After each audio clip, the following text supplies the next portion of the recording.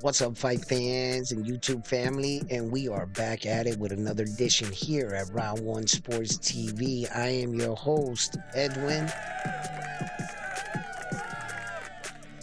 and I thought about just hopping on real quick. I know it's late at night, so I'm just gonna probably hop on depending on how many people join the live.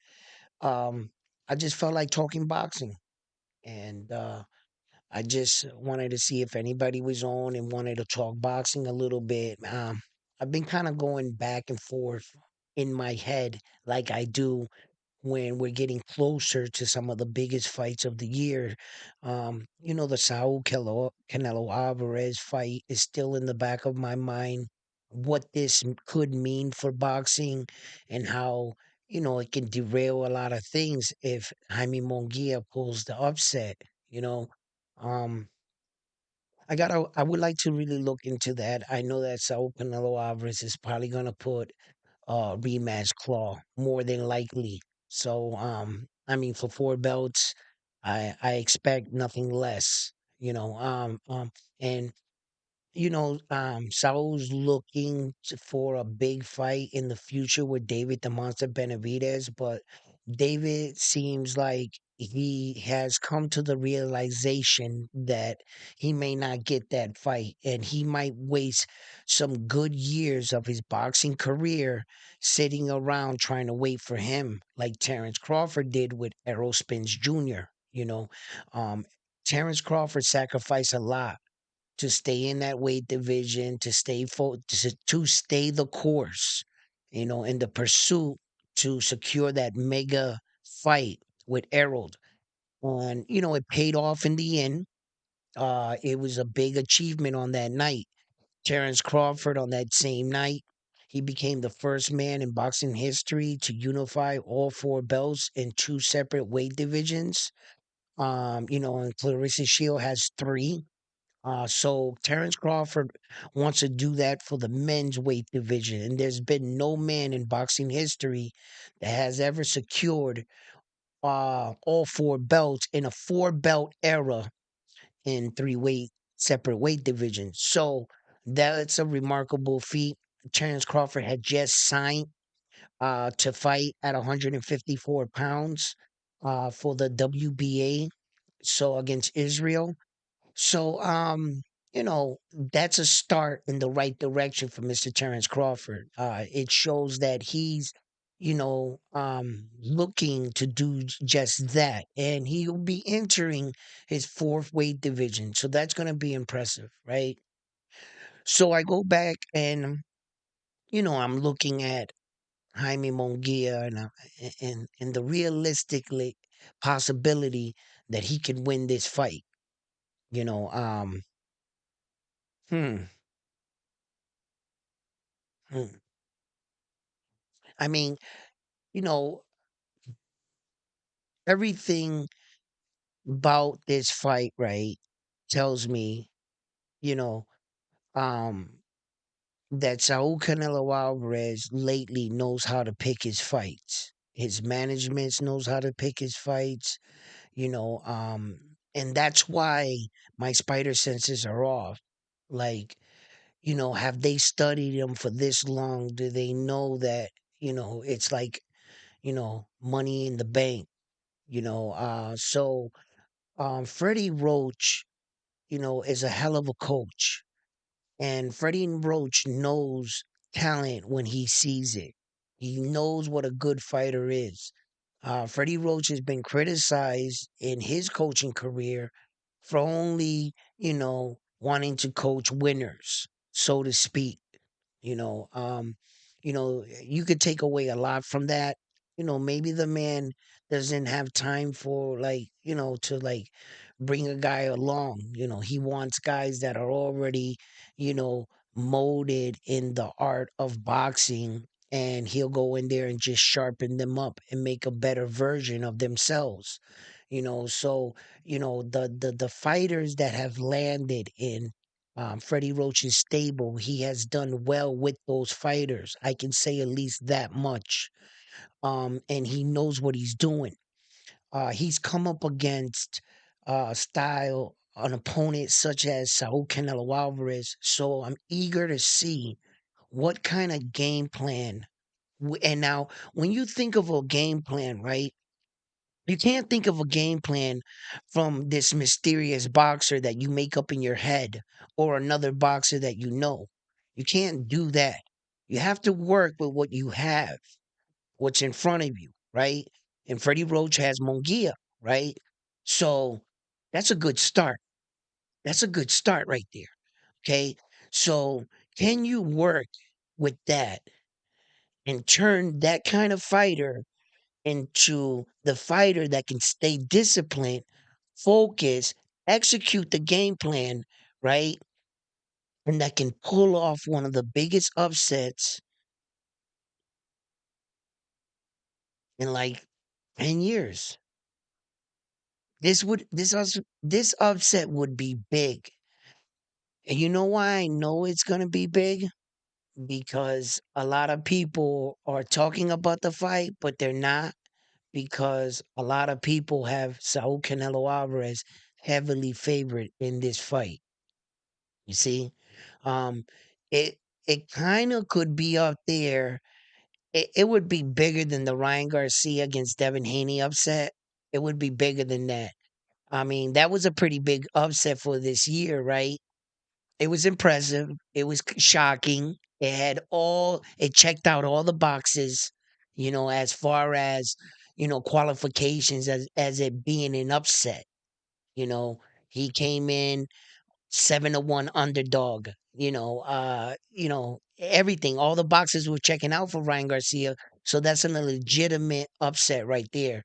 But beating a guy like Saul Canelo Alvarez for undisputed status for all four belts and the ringside belt.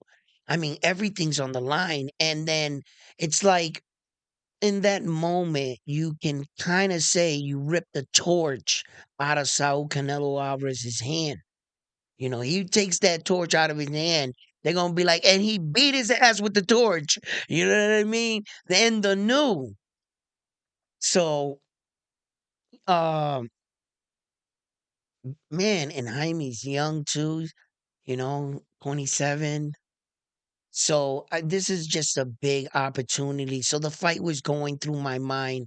The what ifs, the what ifs of the fight. What if this happens? What's up, my guy? How you doing? All right. Um, thank you for tuning in. And like, so, that fight is really, really big. You know, it can also entice people to come back down to the 168. David the Monster Benavidez is scheduled to fight on Javante Tank Davis's card and on June 15th. So, and he's moving up to 175 due to largely in part that he's not getting his opportunity against Saul Canelo Alvarez. And he might have another opportunity to the winner of Demetrius Bivol and Arthur, right? So if whoever wins there will claim undisputed status at the 175-pound weight division. So he can enter there, fight this fight here, and quickly challenge the winner out of that fight. And then bam, he can be right back on a legendary pace for as far as a career goes. He blew a lot of years trying to, stay there, stay the course, and chase Saul. And this entire time, Saul had no intentions on fighting him. Or does he? Does Saul Canelo Alvarez, maybe not back then, he might have not saw this, but now you can see this. That fight is slowly turning into that $1 billion fight Saul Canelo Alvarez so wanted. He wants to kind of like beat Mayweather. Secretly, there's a little war going on between the Mexicans and Mayweather. There always has been. And since Mayweather established his name and sealed it among the legends, many Mexicans tried to dethrone Mr. Mayweather, and they could not do it, right? So when Saul Canelo Alvarez and Mayweather fought, okay, that was supposed to be kind of like the passing of the torch. You know, the young guy was expected to beat the older fighter, the 36-year-old fighter, which was headed into 40 years old.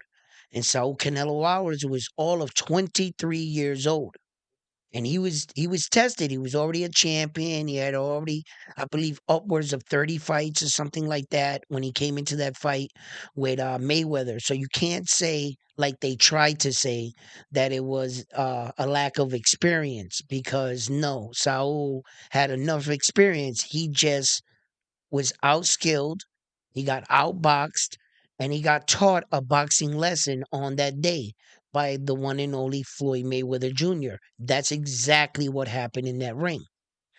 So they've always tried to either beat Mayweather's numbers by gates, by belts, whatever, and they haven't been able to do it.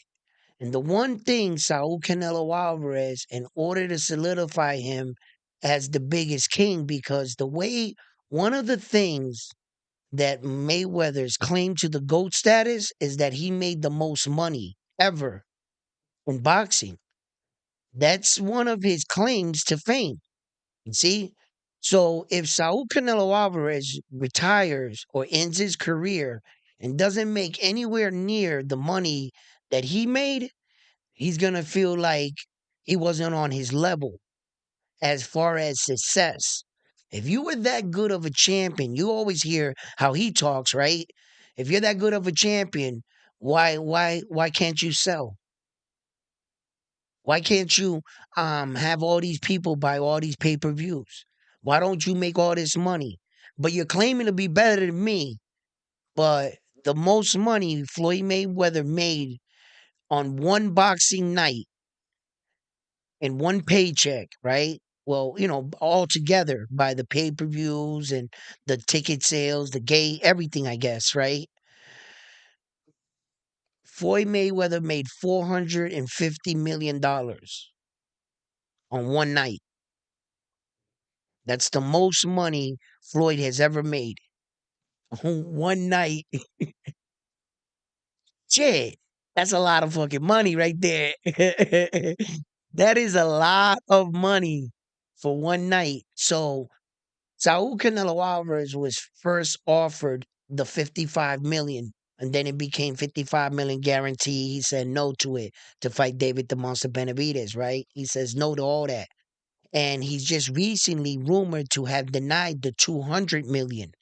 It was like 200 million and 100% of the pay-per-view, which would have definitely catapulted him into that 400 million with the 100% pay per view. Yeah, it would have definitely put him in that status, right? But I don't, he would have been playing around with the number.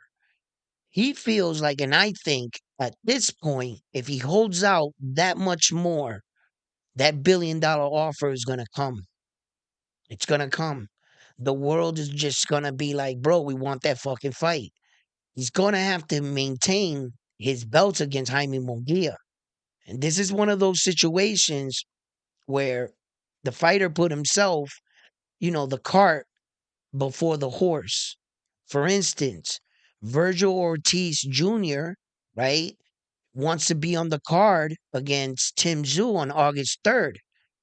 And they're already announcing that before he entered the ring in his upcoming fight. What if that guy would have caught Ortiz cold in the first 10 seconds? Boom! Knocked Ortiz out. Do you think he makes that card? Sometimes it's not good to overlook your opponent and make future fights like Dante Wilder found out. Dante Wilder fought against Parker, and if he was to get past Parker, the fight with Anthony Joshua was basically signed. That was basically a done deal. We were going to get Dante Wilder against Joshua, and Dante Wilder lost the fight. They were talking about him fighting Anthony Joshua before he got in the ring with Parker. And it just goes to show you sometimes, like, you know, so what's up, guys? How you guys doing? Thank you for tuning in. Let me check your messages. I see you guys are starting to come in the live stream.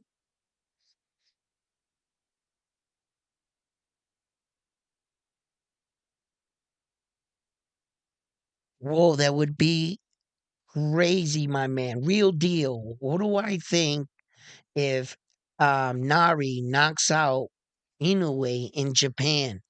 Okay, first of all, right, it would be, the obvious. It'll be a shocking moment, right? Um, that would wait a minute. Okay, ease. Jaime Munguia against Saul Canelo Alvarez. Like, let's say in a good world, right? This is what we woke up to on Tuesday morning for the news. Okay, in a crazy boxing world, right? Jaime Munguia upsets Saul Canelo Alvarez, wins all four belts, and and then and I'm not saying in a good world, right, in a crazy world. This is the crazy version. I strike the good version, okay. um and Luis Pantera Nares beats the Japanese superstar. Which upset would be bigger? Like, and depending how the fight would play out, like if Jaime win in a 12-round decision versus Luis Pantera knocking out the Japanese dude. Now that would be crazy, right? As far as the Japanese people being defeated by Luis Pantera Nares, that's already happened. Not once but twice. Luis Pantera Nares has already defeated their great former Japanese champion. Yeah, he was undefeated coming into that fight and everything. And Lewis spanked him not once but twice. Okay, we understand the controversy aside, but let's not talk about that. Let's just talk about So as far as the Japanese go, okay, there's a lot at stake here. That would be bananas. That would be, I got to admit, that would be bananas. If Luis Pantera Nares knocked out Naoya Inoue, oh my God, I would lose my mind. I'd just be like, the world is broken. Like, yo, it's great. Like, ah, that would be crazy. I mean, the Jaime Munguia situation would be like, I think it would be more of a relief. He would be like boxing's 168-pound hero, you see, rather than Luis Pantera um, being the upset of the year. You know, that would be like he would get the award, the upset of the year. That's the biggest challenge right now. He's Look, for instance, Jaime Munguia, what he lacks in this fight is experience.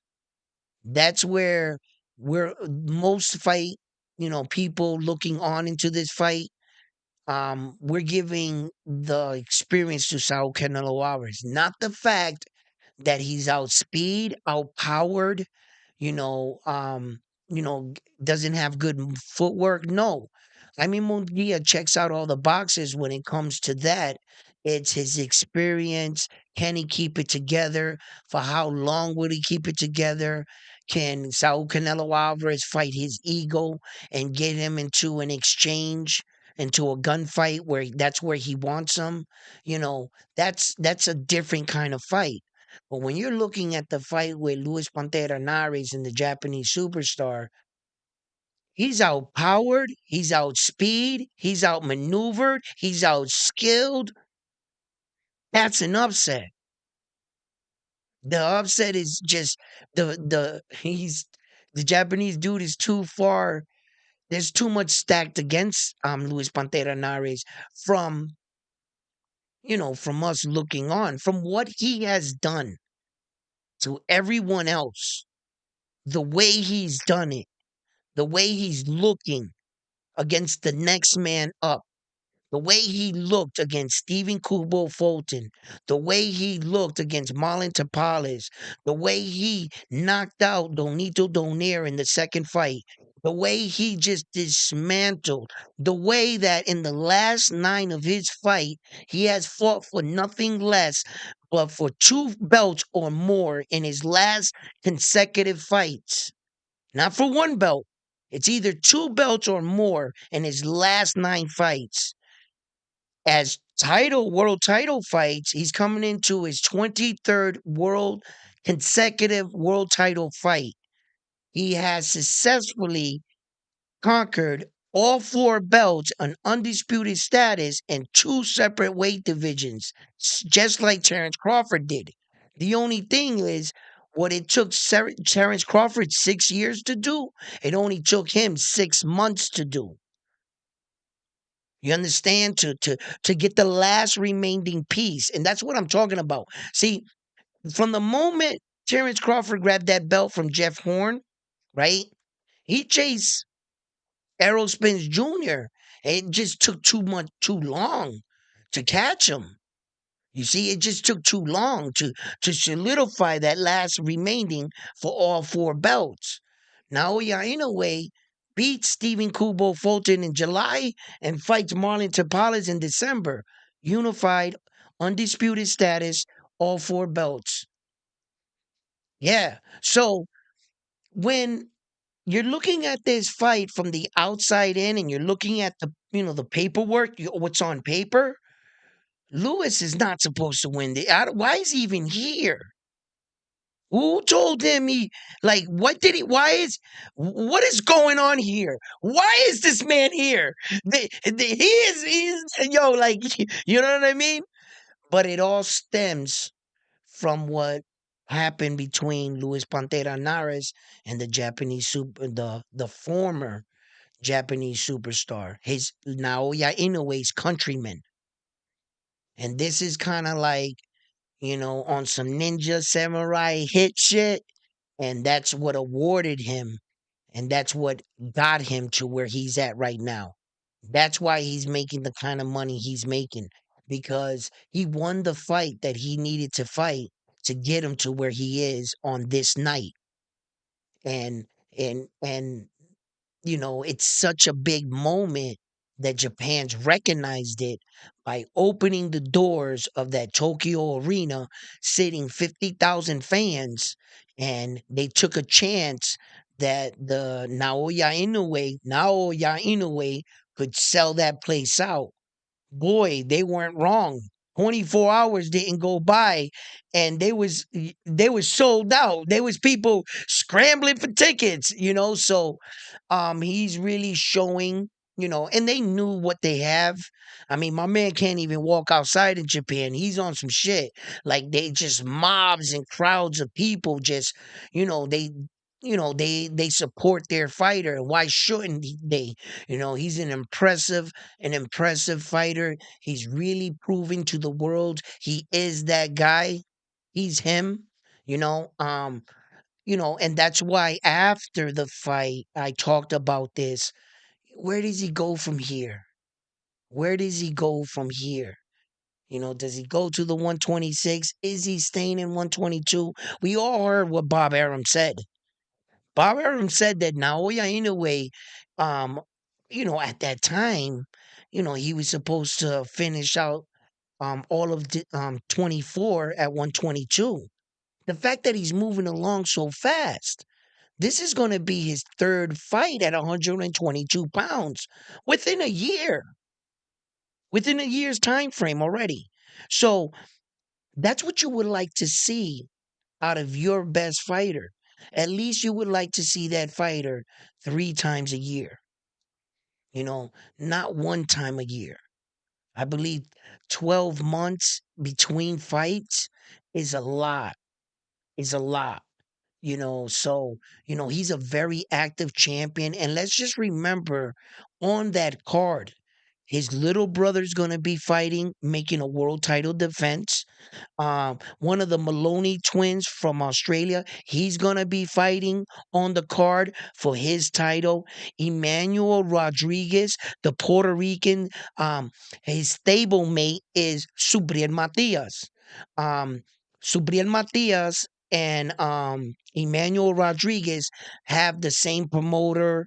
They're in the same circles. They're in the same gyms. That's like his partner. You know, they train together and stuff. So I know that Subriel is going to be watching this fight right here into support of his countryman, Emmanuel Rodriguez. And he's going to be going in on a title fight for the IBF. So um, there's another belt involved there. So that listen, that's there's four belts on that card on that night in Tokyo, Japan for that fight card. So there's four belts on the line. So you're gonna see some good fights. I'm gonna get up early. I'm not gonna miss that fight right there. But also, I will be in Puerto Rico on June 15th. I'm gonna be covering the Subriel Matias and Liam Paro fight. I will be trying to go live over there, give you guys pictures, videos, you know, um, and hopefully the night goes well. I look forward to the event. I hope both men are healthy. I wish them both healthy, successful training camps. And I wish both the men, the fighters going into that fight, Subriel Matias and Liam Paro, the best. May the best man win. They are fighting at 140 pounds for the IBF title. So when you fight for the IBF title, there is always and always for the title fight a 10-pound rehydration claw in order to compete for their belt. Their organization is the type of organization that recognize that some men and women do have the ability to cut a lot of weight and to gain a lot of weight the next day and to be the much bigger person, man, in the ring and just really beat the smaller guy with the best skills. We've seen that in combat sports in many different levels in the game. So the IBF, that's why they established one of their rules in their belt if you want to be their kind of champion. The men and women that held that belt are the kind of champions that are basically saying, beat me on an even playing field.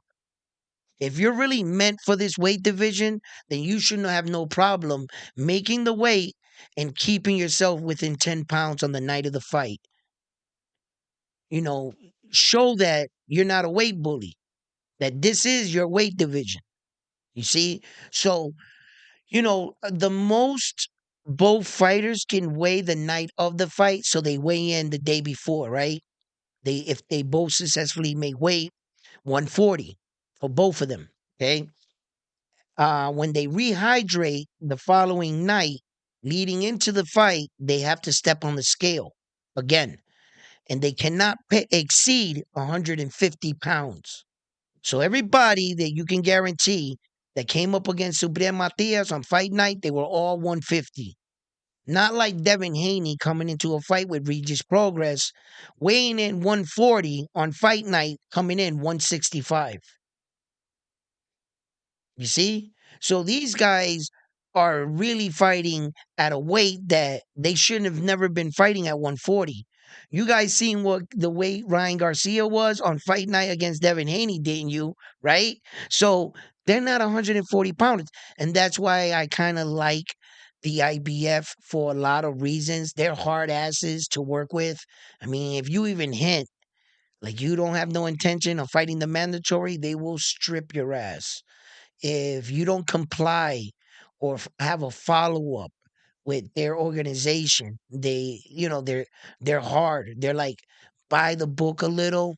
Every organization does some crazy shit for the money. If the money's right, like I have always advocated, boxing is a business disguised as a sport.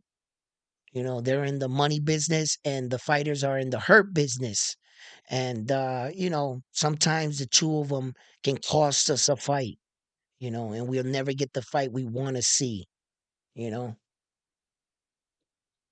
what's up, Carl? Carl Dane,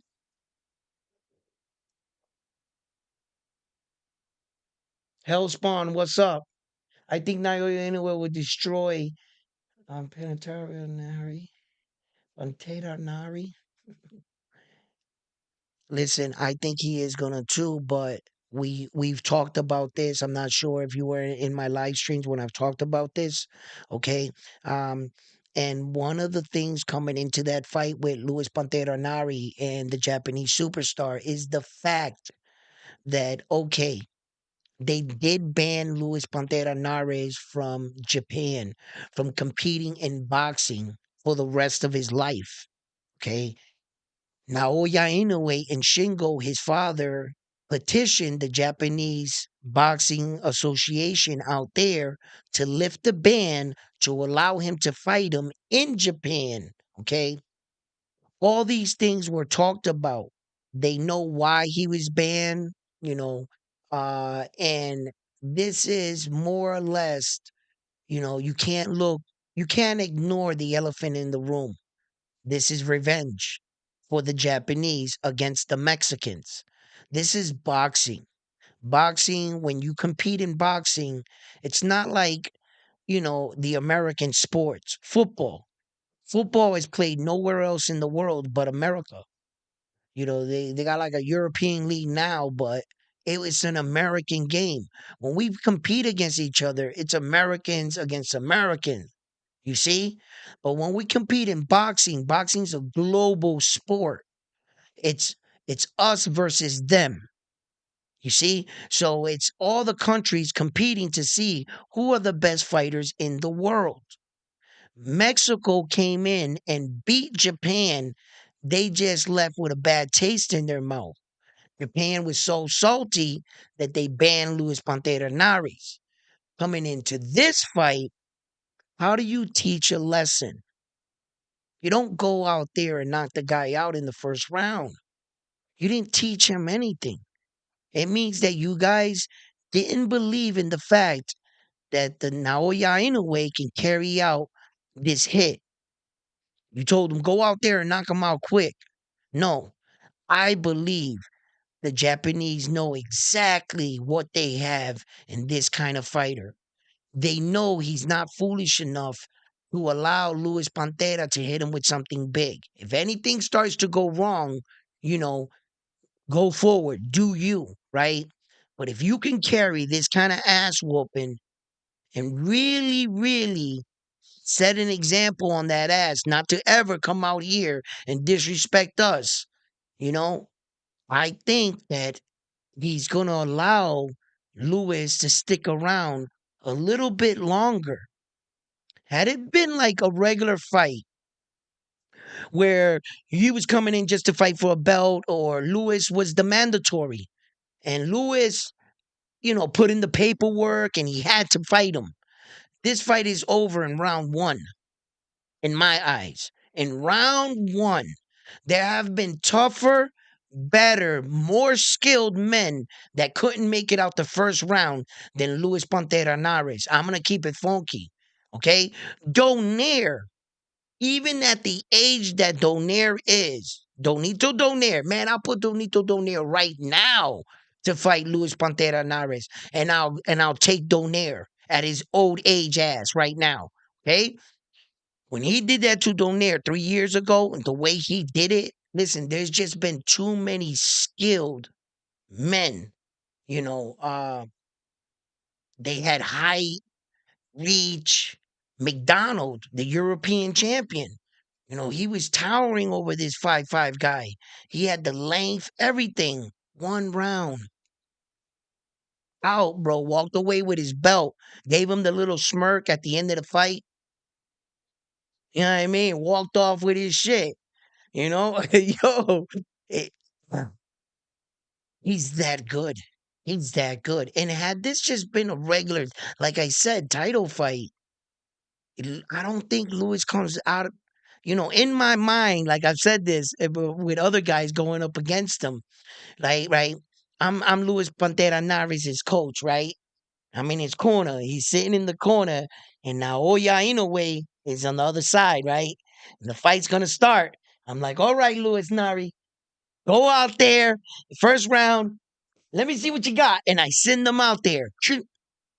In my mind, as I'm watching the fight play out, he just never comes back. he just he goes in my mind. He goes out in the first round. He just never comes back. Yeah, I gotta go pick him up. He's on the floor. He's over there. You see, um, I just think he's outskilled, outspeed, outgunned the Japanese superstar. Let's I want to remind you, he has a phenomenal chin. His chin has been tested, and it stood up. It held up just fine. People have caught him with flush shots. He can take a punch. It's not like he hasn't been caught. A lot of fighters, what they're saying about him, in fact, is when he's going in for the kill, there's windows to catch him. Now he doesn't take a step back, and you can catch him. And some fighters have. McDonald being one of the fighters that caught him coming in off the rope. Just before he knocked out McDonald, the European champion, I dare you to go watch that fight. He catches the Japanese though flush with a punch, like boom. Stephen Kubo Fulton caught him with a couple good shots. Tapales caught him with a couple good shots. Um, uh, Maloney, Maloney got his punches off. They just didn't seem to affect him.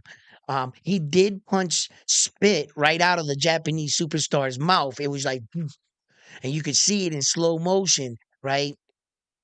But when he did that to the Japanese superstar, Maloney was on the floor. That was the first knockdown that he received in the fight. He knocked spit out of him, but he was on the floor. Yeah. So yeah, he's not scared to take one to give his. So um, because of what's going on in the background has me a little off on what exactly is going to take place on this night. But what one thing that I am in agreement with myself is that I have him favored in the fight and he will be victorious against Luis Pantera Nares. It's just how he's going to do it, when he's going to do it. That right there, I don't know. I don't know how he's going to carry it out.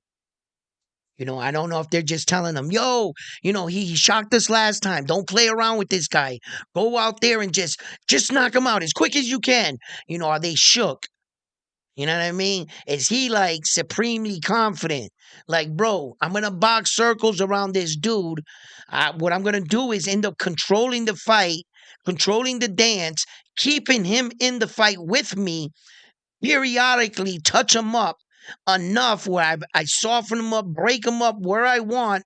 And whenever I see the mayor, governor, president, or however they do it out there in Japan, he's going to be in the audience. I'll make sure I have him right here. There you go. He's right there. you know? So talk is cheap. Luis Pantera Nares thinks that all Japanese fighters are the same. He said that the Japanese superstar is overrated and that he doesn't believe that he's everything they're saying he is. In fact, he doesn't even believe he's a monster. He called him a mosquito, in fact. Luis Pantera Nares, he said that he's been watching the Japanese superstar for quite some time, and he said there's nothing different from him and the other guy. He was talking about when he fought the last Japanese guy, when he was hitting him with shots, that he admitted that it felt like his brain was rattling. And at times he wasn't sure of himself. He didn't know if he could keep, and then, he got that warrior Mexican spirit inside of him to keep motivating himself to go forward. And he did, and he had landed his punches. You know, a lot of this in boxing sometimes is a real good poker face. You know, you could be extremely hurt, but on the outside, you can look as cool as a cucumber. Like, you know, you like this, but inside, you're like, what the hell did he hit me with? Like, you're screaming inside of you, but on the outside, you're like nothing, like, you know, and that's key. And some fighters, you got to remember not to laugh. You know, it's a reaction when you're hurt, you know, and that's when the acting comes out of all the boxers. You know, you hit him hard and he starts laughing, and the Academy Award goes to, right? Because he's trying to put on his best performance, act like you didn't just hurt him. But sometimes that's a tell. You know, you just let me know I hurt you by laughing, because now I know I got you hurt. You see, fighters like Mayweather, you know, never, never, never, never, even when he was stunned the most, he later revealed that Miguel Cotto's was the hardest hitting fighter he ever came across. You know, and he was stunned in a couple of his fights. But if you truly look at his face, Mayweather's expression never changes. Like he didn't. There's no worry, no fear. You know, you could just see the fighter in him was just still alive. You know, by his face expression, you didn't give away. He didn't give away anything. You couldn't tell if you had him hurt. You know,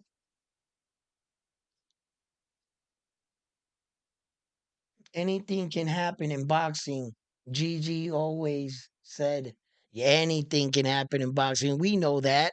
One punch can change a fight. It could change the course of a night. How do I know that? An example.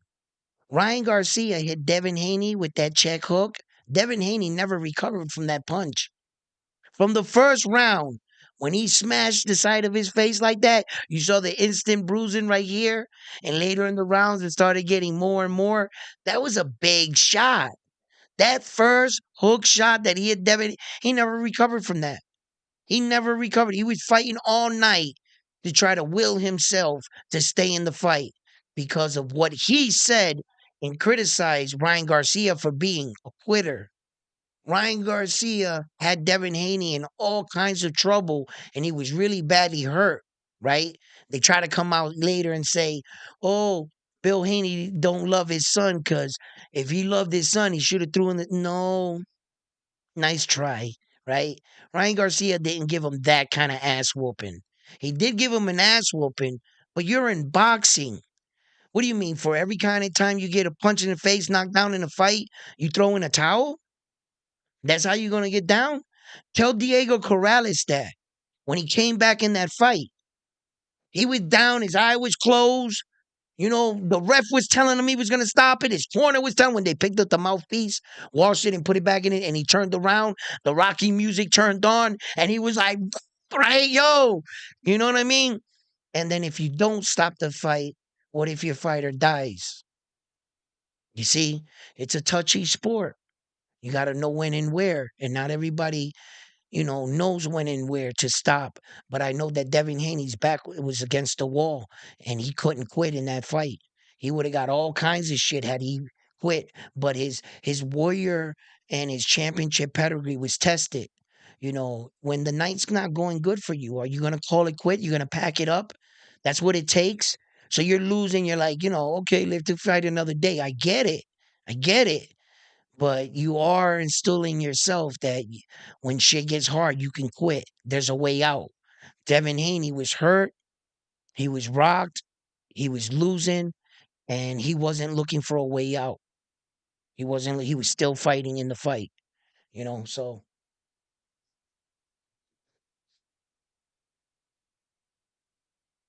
everybody has a chance, but never did it.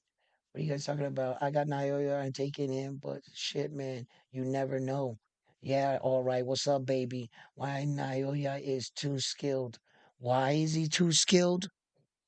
Well, Naoya Inoue came out. as an amateur at 19 years old, and early on, you saw that he was well polished. He was well ahead of a lot of like fighters over there. Traditionally, a Japanese fighter will compete for a world title after 20 or 30 fights. After 20 or 30 boxing matches, that's when the guy will probably go and try to compete for his first shot at a world title. um, you want to make sure that your guy is ready at that point. Naoya Inoue, this guy, he competed, he turned pro at 19. Within that calendar year, within the year, and only 6 fights, he competed for his first world title. After achieving his first world title, you're a 19-year-old kid. You're sitting at home dreaming, fantasize about winning a world title. That's all we think about. Just one, and I'll be happy. Just one. He wins it. In his 8th professional fight, just 2 fights later, he climbs up to another weight division and wins another world title. No tune-up fight in between. He went and challenged the existing champion in that division. Okay, where that he jumped over another weight division. That's where he did that jump, right? Okay, so he wins a world title there. He defends that belt 7 times. 7 times, right? After that, he jumps up to fight the 118-pound champion. And he beats him, right? He takes that belt and enters the World Series of Boxing to win 3 belts and the Muhammad Ali trophy. Okay? Once he wins the Muhammad Ali trophy, he goes after the remaining belt that Paul Butler has. Paul Butler fights him, he unifies for all 4. 30 days after winning all 4 belts. Now, you got to think about this. You always dreamed about just winning 1 belt. You were that kind of guy, it turned out. No one ever knew this. No one ever knew this 5'5", 108-pound Japanese guy, 108 pounds, you heard that right, was going to ever turn out to be this kind of fighter. So by 118 pounds, less than 20 fights, he has all 4 belts. You're sitting there, you're looking at everything you just achieved. This is pretty incredible. All 4 of them, he's got all 4 of them. I vacate. What? Yeah. 30 days after he won all 4 belts, put him back in the pond. Let somebody else compete for them. I don't want to be in this weight division no more. What are you doing? I'm going to move up to 122 pounds. 122 pounds? Who do you got? We got the best American 122-pound champion in the world. Even, you know how good he is? That he doesn't have 1 belt, he has 2. So he's not just a champion, he's a unified champion, right? So, and he's undefeated. Okay, he sounds tough. I'll take that guy. What do you mean you'll take that guy? You're not even acclimated to the division. You've never even fought at 122 pounds. As a matter of fact, now, yeah, in a way, I don't want to say this too loud because I don't want to make it a thing, right? But you've never even fought against a black American slick style fighter. You've never even fought against one. And he happens to be one. Yo, listen, this is a tough fight. I'll take that guy. He goes up there and dominates. Not only did he beat Stephen Kubo Fulton, Stephen Kubo Fulton didn't win a single round. Not 1 round against him. He's a unified champion at 122 pounds, undefeated. And he couldn't win 1 round against him. Why is he so good? No sooner that he wins those belts, there's no breaks. There's no going on hiatus. He's not out drinking after the fights, smacking up women, his wife, cheating on her, crashing cars, doing drugs. None of that. Superior mindset. Tapales gets in the ring, talk about, I would like to fight you. Naoya Inoue, he's like for the thinking for the future. Naoya Inoue is like, I'll fight you in December. 6 months from the time it would be that he just had his last fight for the remaining two belts at 122. He goes against Marlon Tapales and he dominated Marlon Tapales. Although Marlon Tapales, I believe, gave him some fits in the fight. And I think Marlon Tapales won the seventh round. One round. I gave him one round, right? He did good. He did good. Maybe you might give him two, right? Because I'm trying to be generous, because that's how you gotta be, because he's so amazing. That you gotta try to lower his skills to try to agree to give another guy around in it, because the conversation would just be one lopsided. It's just like, you know, he's that good. So he unifies that, in which he becomes the second man in boxing history to unify all four belts in two separate weight divisions.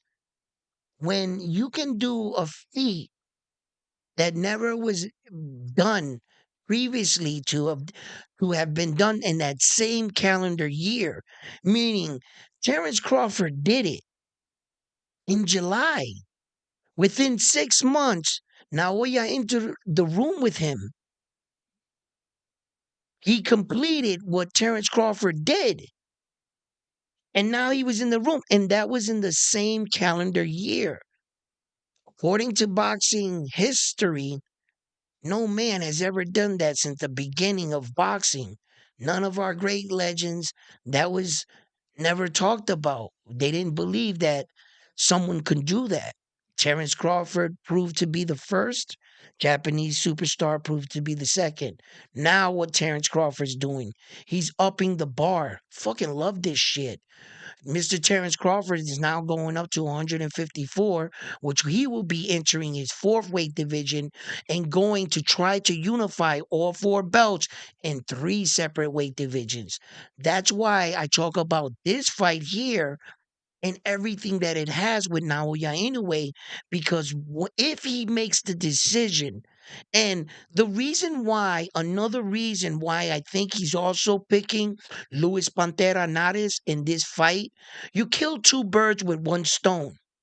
Not only do you get your revenge for your country in front of your country, right? Okay, but you also make a successful title defense on all four belts, which secretly is the biggest headline in this fight, because now that would put him in a category of men. It's one thing to unify, it's one thing to become undisputed, but it's also one thing to defend your undisputed title. You see, you can get all four belts, but not every man that ever had all four belts ever got a chance to defend them. Jamel Charlo had all four belts, never got to defend them. Terence Crawford had all four belts in two separate weight divisions. Not one time did he fight for all four belts or give anybody a shot to defend them. So he will not enter that kind of room, and his name won't be cemented among those kind of champions. Terence Crawford should have defended, you know, put up to defend all four belts, because as a champion, like right now, for instance, Jerron Boots Ennis got awarded Terence Crawford's IBF belt, but he needs to fight somebody to beat somebody in the ring to be rewarded the belt in the ring around your waist as a real champion. Being emailed the belt doesn't really make you that kind of champion.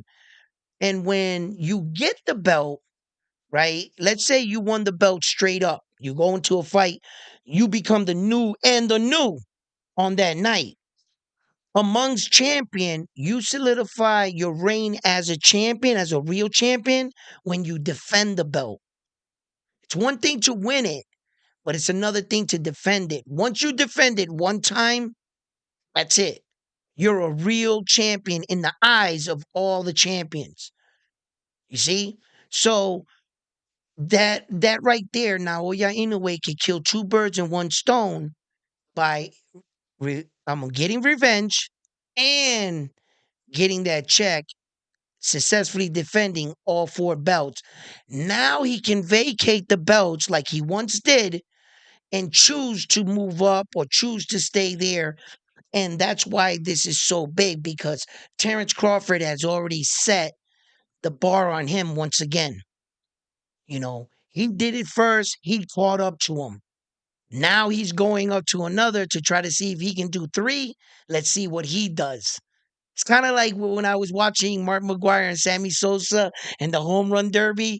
It was like seeing you tuned in to see who's gonna one up another, and that's how Terrence Crawford and the Japanese guy, they're like right behind each other. And I know they pay attention to what's going on in boxing. I know Terrence Crawford knows who he is, and I know he knows who Terrence Crawford is, and I know they see what each other's doing, because both men, when it's all said and done, what you want to do is at the end of your career is leave a legendary career.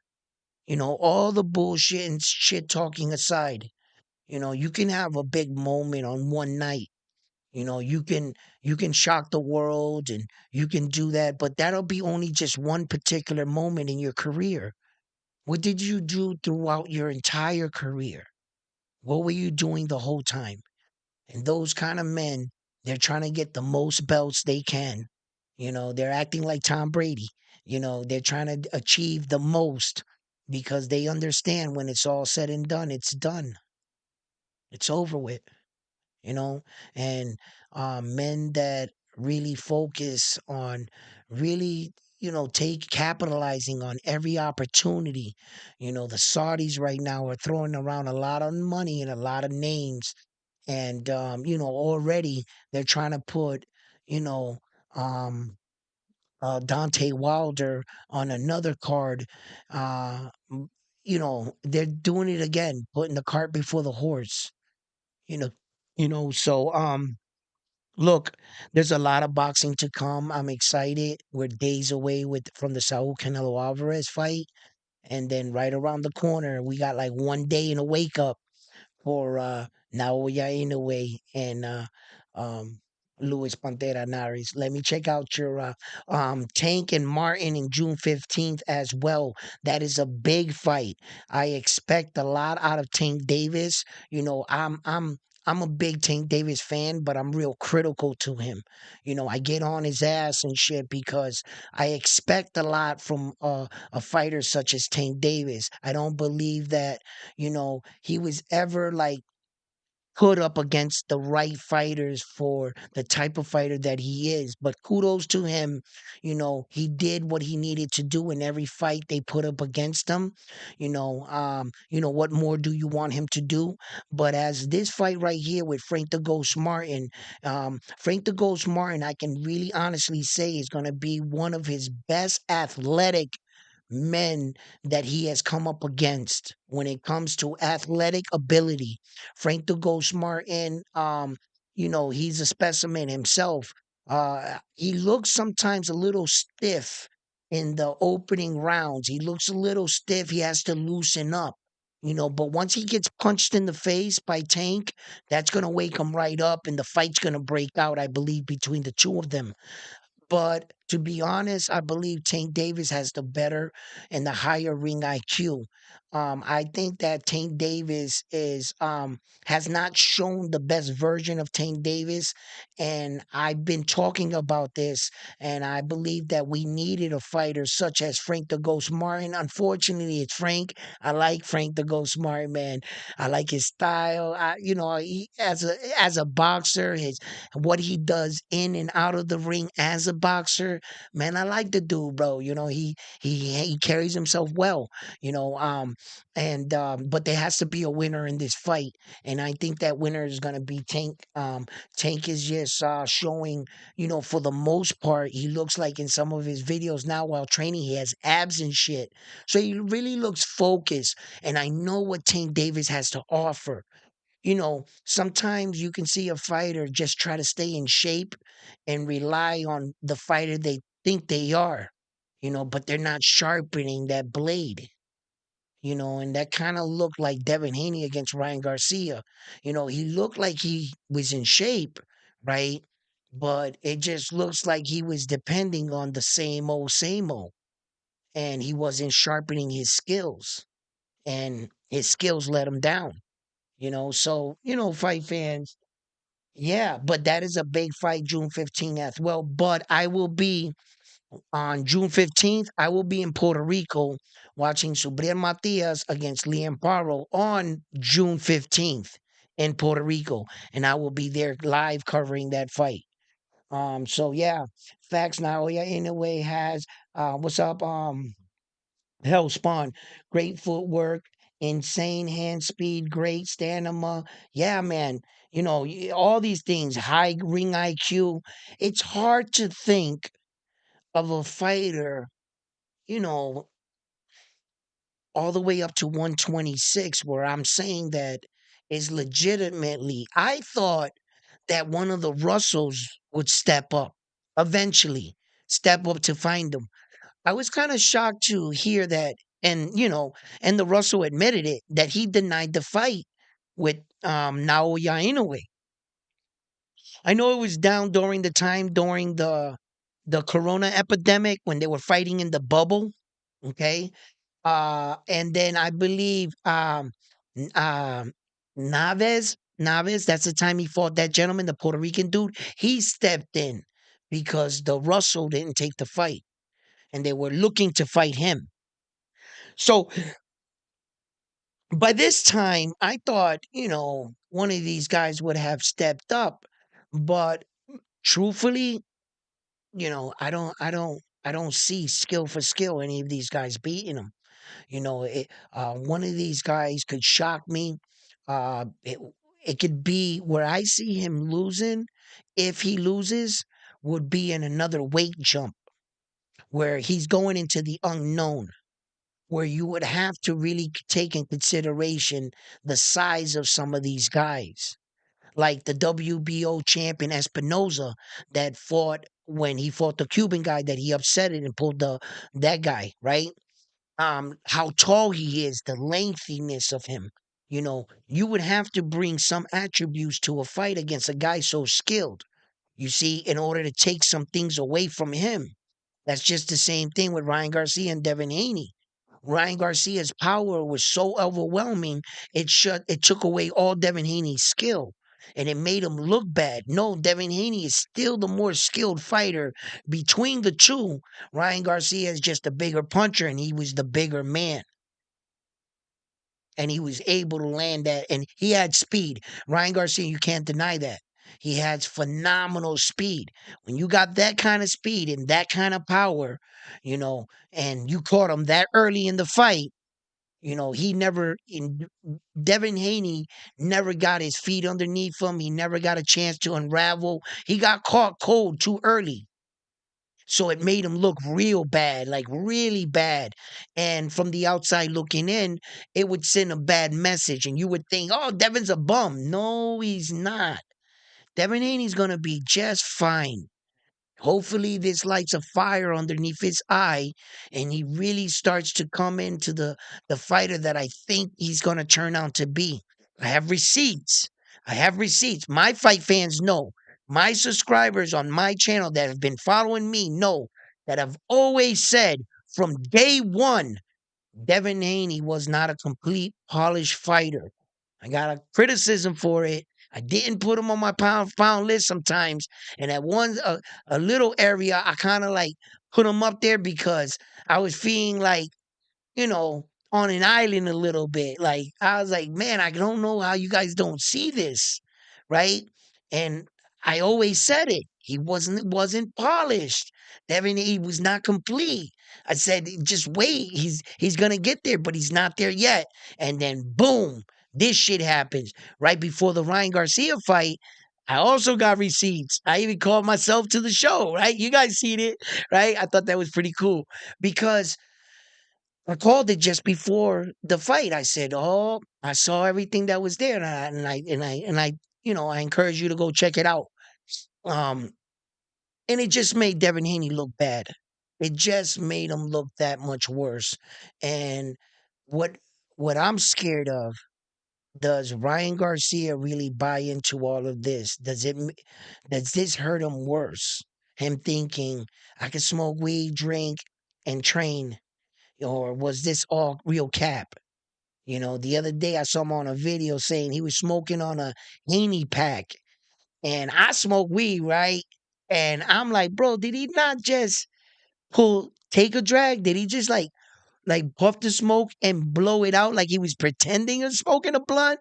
I was like, oh man, he probably doesn't really smoke, so this is probably really all cap, but he probably really drinks, right? And I just don't want him to go, this be real bad, man, for him. Like, everybody's pulling him in one direction, party here, party there, not training, everything getting his head this much bigger. And he goes out there on his next fight and gets destroyed, just destroyed. Or they talk him into some dumb shit. Like lately, he's been saying some like really dumb shit. And what do I mean by that? Oh, I could beat Terrence Crawford. Bro, don't, don't do that. I could beat Jerron Boots Ennis. Don't do that, bro. Ryan, you're good, man. You got that power. I gotta admit, it's pretty good. But Jerron Boots Ennis is that big already. He's been fighting in those sizes. Jerron Boots Ennis cracks. He already hits as hard as you do. And he's got some of the best boxing skills, for one of the for one of the lower guys. You could see that maybe Jerron Boots Ennis is not making Ryan Garcia money, and that's what I mean by lower guys by that standard. Let me clear that up. Not lower guys in skill, as in skill, but as in money wise. Ryan Garcia is making way more money than Jerron Boots Ennis if you're looking at it like that. But if we were looking at it like skill for skill, don't do it, Ryan, bro. Please don't do it. I want to see you win. I'm not a hater. I'm not a hater. I'd rather see you win, kid. I hope that actually that this motivates you to train harder. Get in the gym, Ryan, bro. Become a better fighter, bro. Keep winning and go after that world title that's been eluding you. Get that fight, brother, man. Get in there, man. Get the WBC to strip Terrence Crawford for that belt. I mean, I think they're gonna give that fight to Mario Barrio, and I think he's gonna fight for the WBC. But I had said this: a fight with Mario Barrio and Ryan in the future could be Mario Barrio wins that fight, and they meet up for that belt. He could fight Mario Barrio for that WBC at 147, and I could see that happening. And I would like Ryan to fight someone like that. I think that would be a good fight, and I hope Brian like really gets in there and sharpens his skills, man. And he doesn't, I hope he capitalizes off this right here. Remember what it felt like to lose to Tank Davis, and everything, and all the memes and all the criticism he took. Winning is always great. You just got to maintain it. So yeah.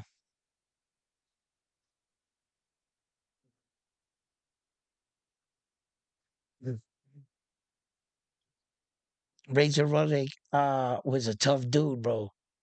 He was a tough dude. And he took some big shots from Mike Tyson and kept getting up, and he was hitting Tyson. But, Tyson, he was fighting real size giants. Tyson's all of 5'10". These guys were 6'4", 6'5". He really looked like the video game, like fighting Mike Tyson when you're the little Mac guy and the guys are that much bigger. That's what he really looked like in the ring with some of these guys. Razor Ruddock was a huge dude. His fucking chest was like this. His shoulders were out here, and he had great speed. It wasn't like he was a slow heavyweight. Razor Ruddy was throwing like punches like a cruiserweight, man. He was and Mike was just dipping on him like, yo. And he listen, he hit Razor Ruddock so hard he lifted him off his feet. His foot slipped from underneath him and he hit the floor mad hard. Then he smiled and he got up and he took some big shots from Tyson. Like, that was fucking ridiculous. Oh yeah, yeah. Oh, you said it. He smiled on his way down to the canvas. Yeah, yeah, yeah. He did. When is the Naoya Inoue fight? May 6th. I would wake up at 7 o'clock in the morning to start trying to stream for it. It's Japan time, so it's gonna be like nighttime over there, but it's gonna be in the morning over here. Um, he usually fights on a Monday. And then it's Monday night over there, Tuesday morning here, like that. Um, I just gotta check. I'm gonna do that for you right now. As a matter of fact, we're just gonna. I had always said that I should be getting these things, so I'm just gonna real quick, and okay, here we go. So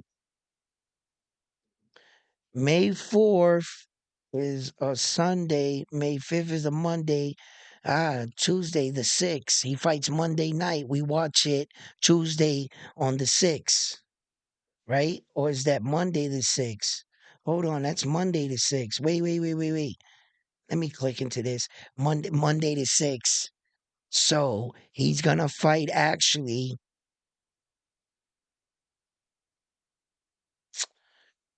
Sunday. He'll fight Sunday the 5th.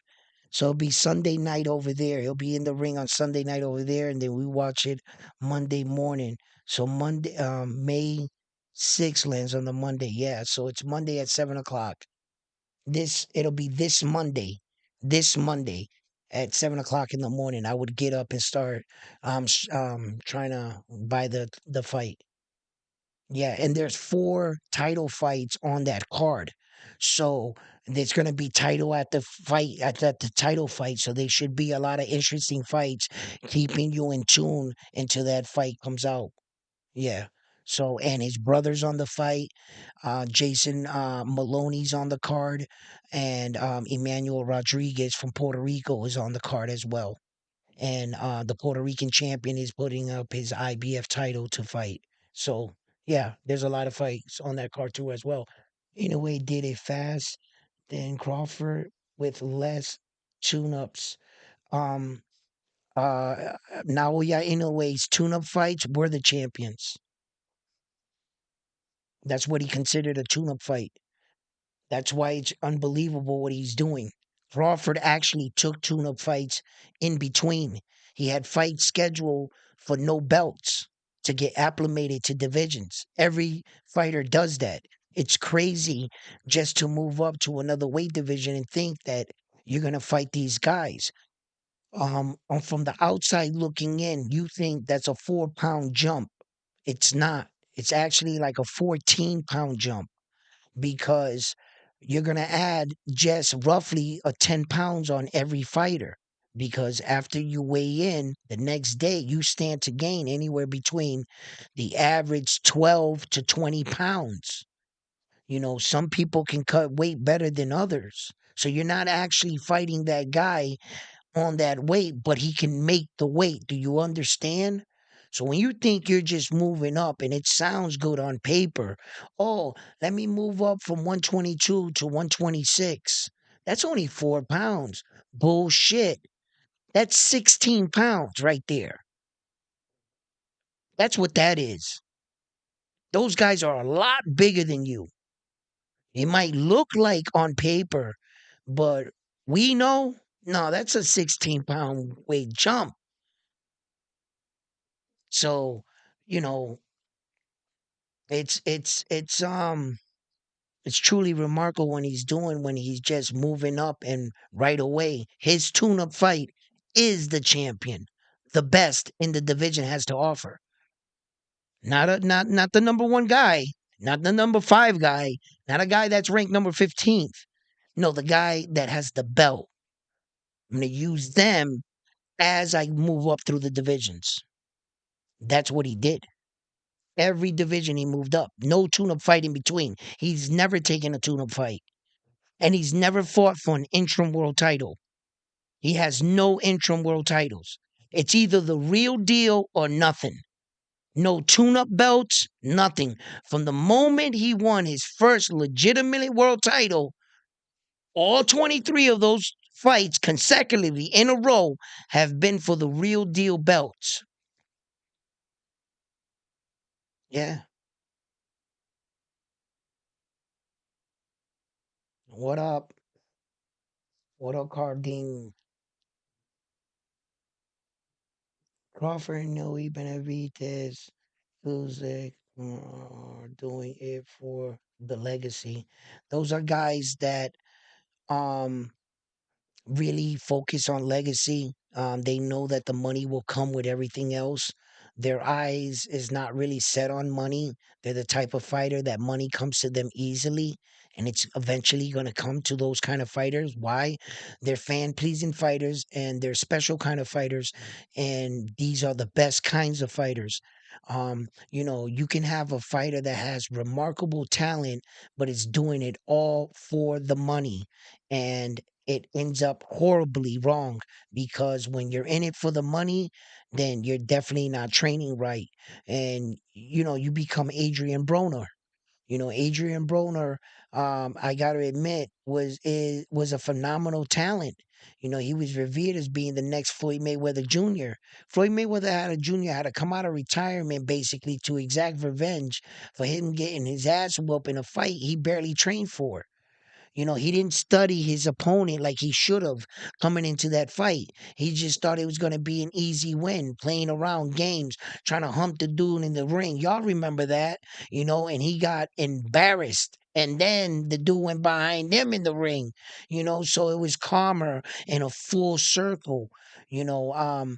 But those kind of guys that you mentioned, the Crawfords, Naoya Inoue, the Arthur, the Uziks, the Lomachenkos, they definitely want to go down and solidify themselves as those kind of champions that did it the best, you know. And when, that's why I talk about boxing now is in a real golden era of boxing, you know. When had, after every time you get like a golden era in boxing, but then you get like a dip, right? We did have the Manny Pacquiao, Mayweather era, but they were slightly off a little bit, But when we had like the Four Horsemen, the original, the Sugar Ray Leonard, the Marvelous Hagler, Roberto Duran, Hitman Hearns, when we had that golden era in boxing, it was really, really rich and it was really good for boxing. And now, if you look at the boxing today, we have Terrence Crawford, Naoya Inoue, Tank Davis, the Shakur Stevensons, the Devin Haneys, the Ryan Garcias. We have a lot of exciting fighters like the Lomachenkos and your Arthur Benavidez, that has 100, your Subir Matias's, and just it's really a golden era right now in boxing, and it's a really good time to catch some of these fights.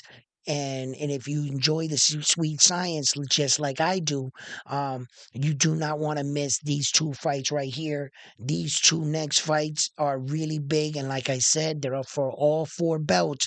The Canelo Alvarez fights for all four belts, and the Japanese fight is for all four belts.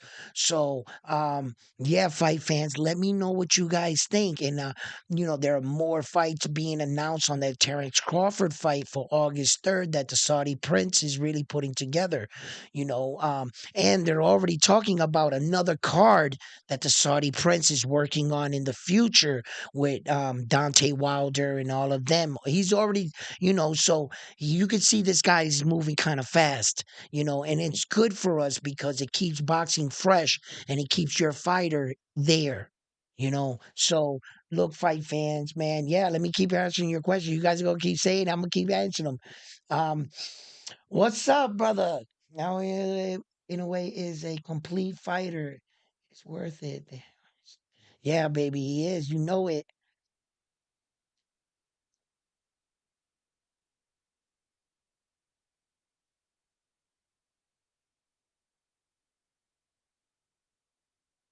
Evan Haney relies too much on his jab. Yeah, he does. Yeah, he did. He did.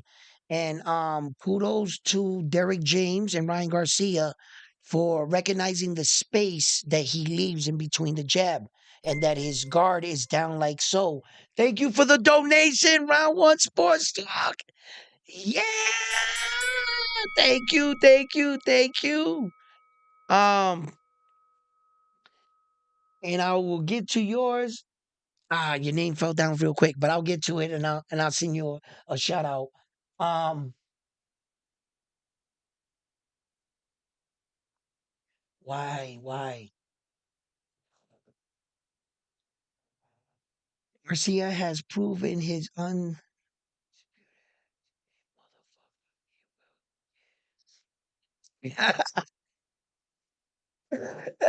Hey, yo, all right.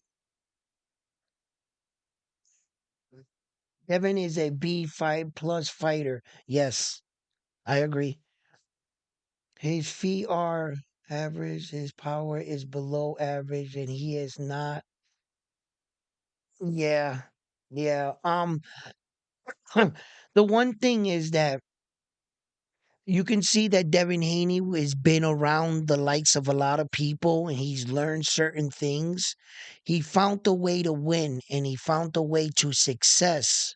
And I think that when he got there, they weren't willing to change.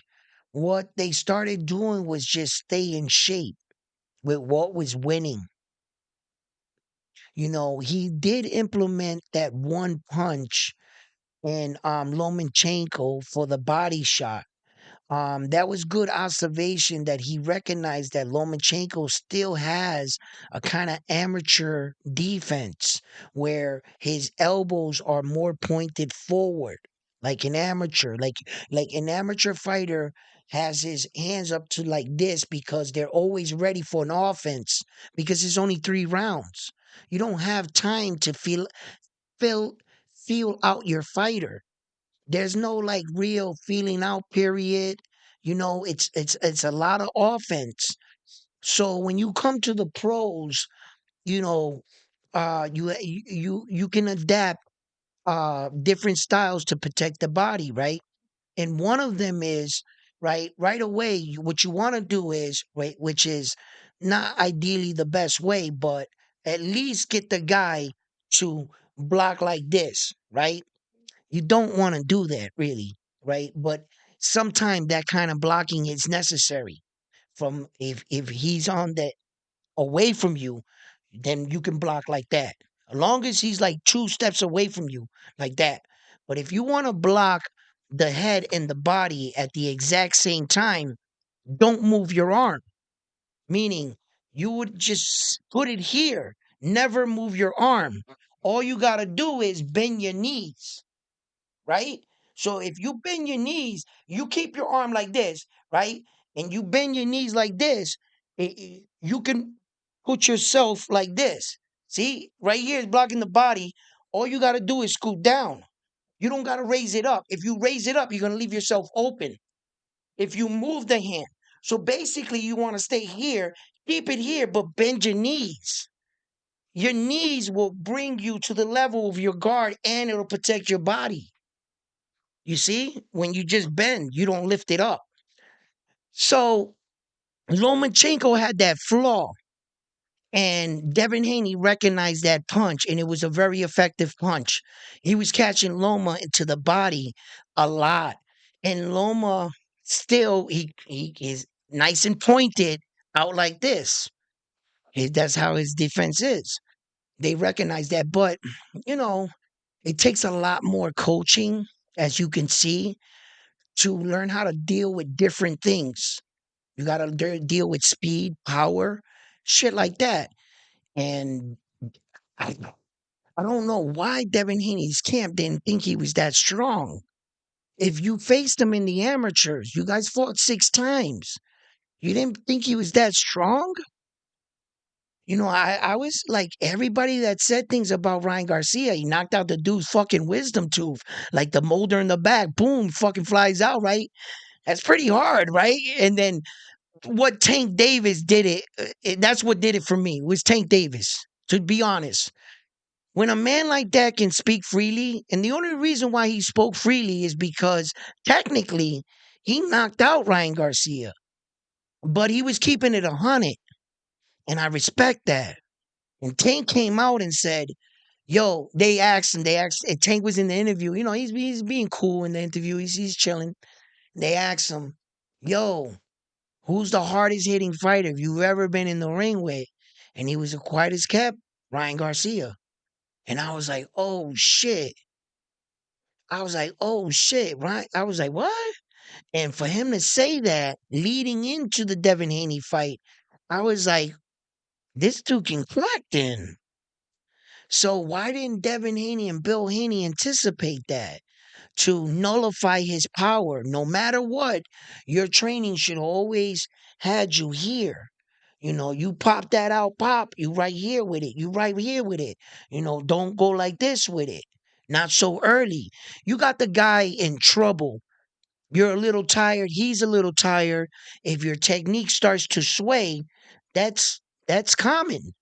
Not in the first round, your technique was flawed. In the first moment, seconds of the fight, your technique wasn't fundamentally sound? What the fuck were you working on? That's what I mean. Thank you. Oh, wait. Yo, I agree. Ryan is.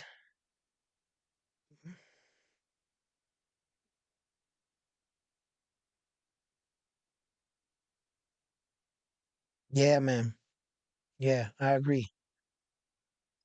Devin Haney didn't look good, didn't look great when he didn't have the height reach, when he doesn't have the height reach advantage.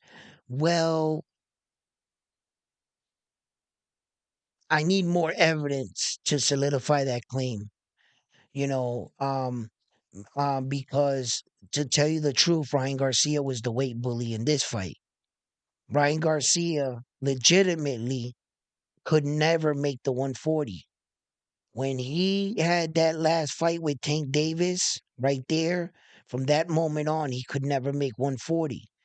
What his promotional team and managers did, they knew he couldn't make 140, but he wasn't ready to move up to 147 with those kind of skills just yet. They still thought that he was still a little green, right? So they made the fight with Oscar, right? And then at 140, leading into the fight, they went back, renegotiated it at a catch weight at 143. So it goes to show you he couldn't make that fight. Then he comes into the Devin Haney fight. He talked about it for 140. What weight did he come in? 143. That's the same weight of his last 3 fights. He can't do it. He can't make 140. So he's not going to ever fight at 140. And had he beat Devin Haney and won that belt, he could never defend it. He'll never defend that belt. Right now, Ryan's, what his next thing out of his mouth was? That he wants to fight Tank Davis at a catch weight at 144, which leads me to believe he doesn't really want to fight Tank Davis. Because how could you say such an outlandish claim when Tank Davis won't pass 140? He's never passed 140. He's blimped up at 140. For you to feed that to the people, that's just 100% I'm capping. That's it. they would never fight you at that weight. And then that would be giving you your all the advantages would be on Ryan Garcia's side. Tank Davis is not going to do that. Tank Davis is not going to blimp himself up to 144, give Ryan Garcia all the weight, size, and he has all the disadvantages. Get the fuck out of here, bro. That sounds retarded. That would never happen. So there's never going to be a Tank Davis, Ryan Garcia part two. Ryan Garcia has just his body is getting too big. So that fight is already passed. And Tank Davis is a full grown ass man that he's already at the max of his size. He's not like he's a young guy that's still growing like Ryan was, and Ryan's all of 25 years old. Tank Davis is 31 years old. That fight is never going to happen, guys. I just want to let you know that, right? That ship has sailed. The only place Ryan Garcia is headed is 147, and he's going to have to come to terms with that, and see if Jerron Boots Ennis gets out of the division and moves and starts chasing Terrence Crawford at 154. Then the coast is clear. Then Ryan, you really legitimately got a shot at those belts at 147, at least one of them. You know what I mean? So, and I know that's what been evading Ryan. And like I said, I think that Mario Barrio is going to get that crack at the WBC. And later on, I think Ryan and him are going to fight. That's what I believe. That's what I believe. Let me catch up to you guys. Damn, I'm this far down for you guys. What's up, guys? I got to get down here. Okay, I'm all the way at the bottom. Tank is 29. No, he's not. Oh, Tank is 30. Am I getting his age confused with? Hold up. Tank's 29. Naoya Inoue is 31. The Japanese superstar is 31 years old. Tank Davis is 29. He's going on 30. That's right. Yeah, that's where I got it confused. Because I was just looking up Naoya Inoue stuff before the show. That's where the age. Sometimes I do that. Thank you for the correction. Sometimes I'll do that. The other video, I was like, what did I call him? Ortiz. I called him um Virgil Ortiz Hill. Yeah, because Virgil Hill, the boxing coach, um, sometimes his name gets mixed up with Virgil Ortiz in my head. You know, so I'll get it mixed up sometimes. But thank you. I can take constructive criticism, and I can take when if I say something wrong. That's why you guys are here to help me out and be like, "Yo, E, you fumbled on this." Yeah, just let me know, baby. You know what I'm saying? Thank you. Um, Hope um yeah, I hope so too. I hope so too. Mario Barrios, I hope he does have success in order to give us that fight with Ryan Garcia because I think that's a good match make fight. I think that would be a really good fight, in fact. Where both fighters come in that fight, evenly matched. It wouldn't be like putting poor ass fucking Ryan Garcia right in there with Jerron Boots Ennis, man. The, Ryan's good, man. I just wish he took boxing more seriously so that he can evolve into the fighter that I thought he was going to be. You got to understand that when Ryan Garcia was coming up with the four horsemen of his era, which the four horsemen was who? Ryan Garcia, Tank Davis, Devin Haney, and Teofimo Lopez. You got to understand, out of those four men, he's the only one that doesn't have a world title. He was the only one that has never competed to this day for a world title. He didn't compete for a world title in that Devin Haney fight. He got disqualified from that. So that's not a successful. You didn't show up on fight night. That doesn't count. To this day, on record, Ryan Garcia has not technically fought or competed for a world title. You don't get credit for being eliminated. They had to go and ask the other guy did you want to proceed with the fight? And Devin Haney's team had to say, okay, win, lose, or draw, I remain the champion, and I still think I got a shot of beating him. And they allowed the fight to continue. But the minute that Ryan Garcia didn't make weight in a world title fight, that fight was over with. Now they're just fighting just on for recognition, like, for bragging rights, and for that everybody on the websites and the casinos that flew in still get to see a fight. But there's no world title fight going on here. So technically, Ryan Garcia, out of those four guys, has never competed for a world title yet. And that's and then, but yet they want to give him the credibility of some of these guys like Devin Haney, Tank Davis, Teofimo Lopez.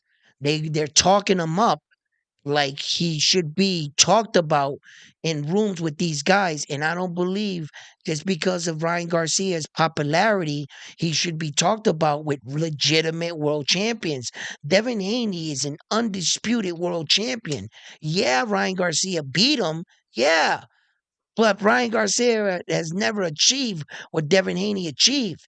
If Ryan Garcia retires today from boxing, he will go down in boxing history as that has never won a title.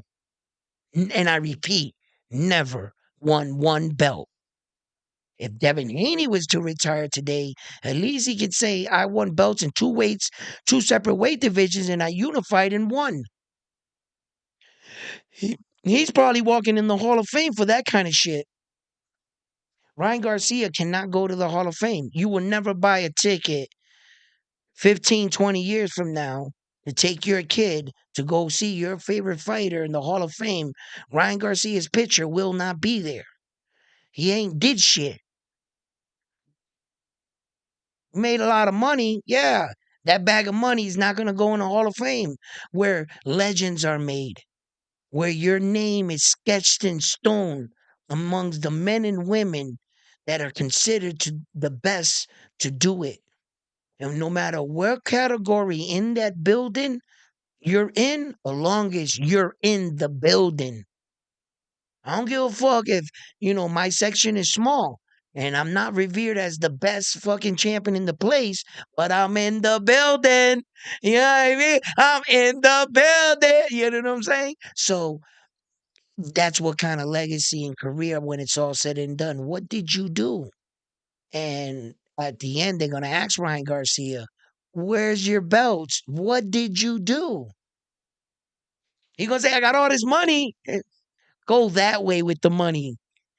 We only accept titles here, rings, championships, belts. That's all we accept around here. And you ain't got no belt. Go that way.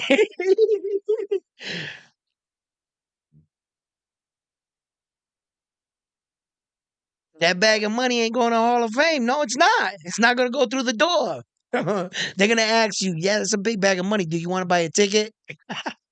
Do you want to buy a ticket to see some real legends that their names are cemented in the Hall of Fame, Ryan Garcia? Because you got enough money. You could buy enough tickets. You could come today, the afternoon show. We got an evening show.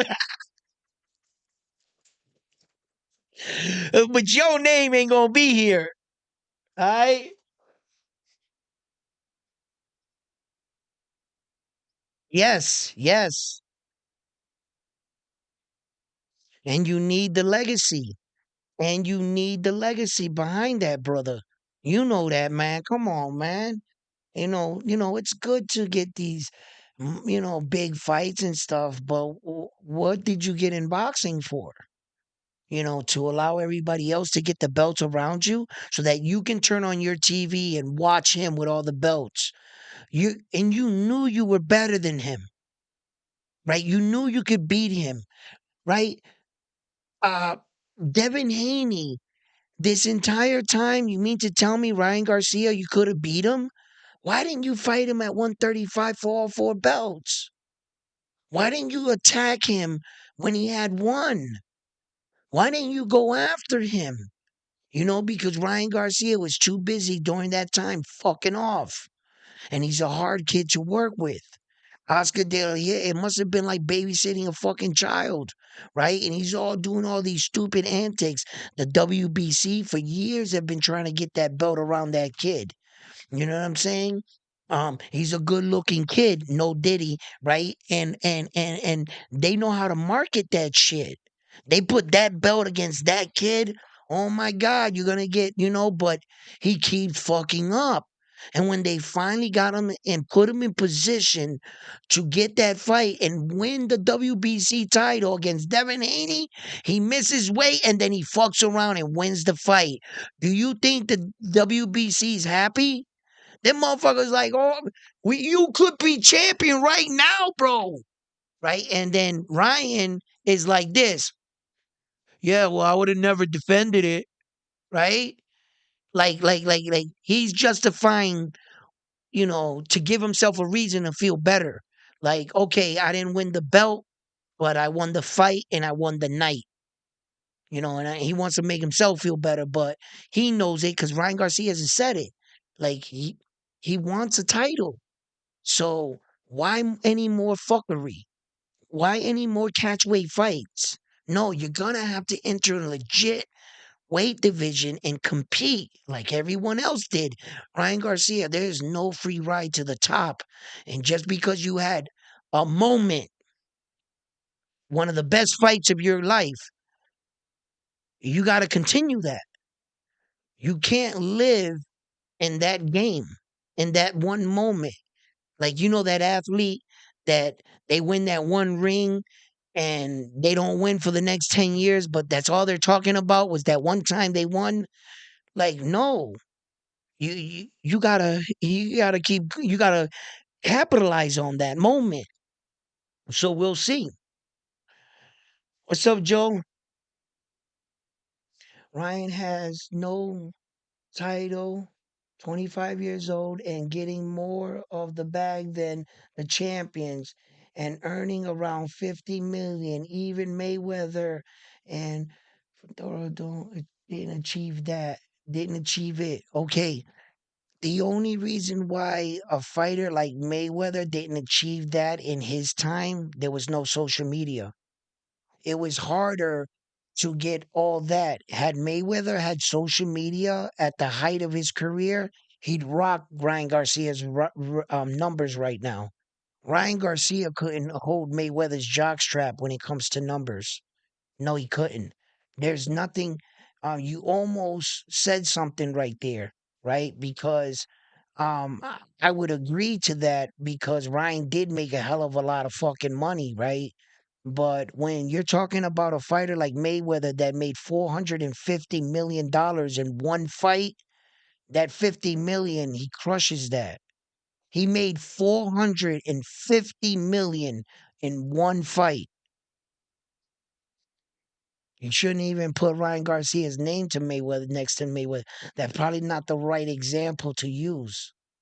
Only those guys were that money back then, like the average of what he was making, the equivalence of how he was making it with no social media, just the fucking HBO and Showtime promotion. That the way he was making that money it's like triple onto the style that he's making it. Now it's social media right now. For an example, Mayweather is making $9 million in exhibition fights that don't mean anything. 2-minute rounds. Ryan Garcia didn't make $9 million until he came into those last fights with like Tank Davis. He didn't even make that much money in Tank Davis fight. He made more money with Devin Haney than he's made in his entire career. This is actually his biggest payday, actually. He never even made past $9 million his last fight, and Mayweather's amateur fights rock him there. Ryan Garcia, as far as money, from the outside looking in, if you let people tell you and you don't know like the history, you would think that Ryan Garcia did something with Devin Haney because it looks good. I mean, Mayweather's not in the lamplight. But if Mayweather wants to take out ticket sales for like his last, I would say 7 fights, He would make Ryan Garcia look stupid. He'd make him look like a welfare case. Yeah. So that wasn't a really great example, but I get what you were saying. Ryan Garcia made a lot of money like a Jake Paul. They don't fight for title fights, but they have this thing that a lot of these fighters never have, and it's called an it factor. No one really knows where that comes from. Jake Paul has the it factor, or he has the fucking Illuminati pushing for him, and Ryan Garcia, he's just him. And that you can just take a look at that kid and wonder why he's so famous on TikTok and YouTube and by everybody. But when they saw that his million subscribers on Twitch didn't translate to ticket sales and he couldn't sell out any of his fights.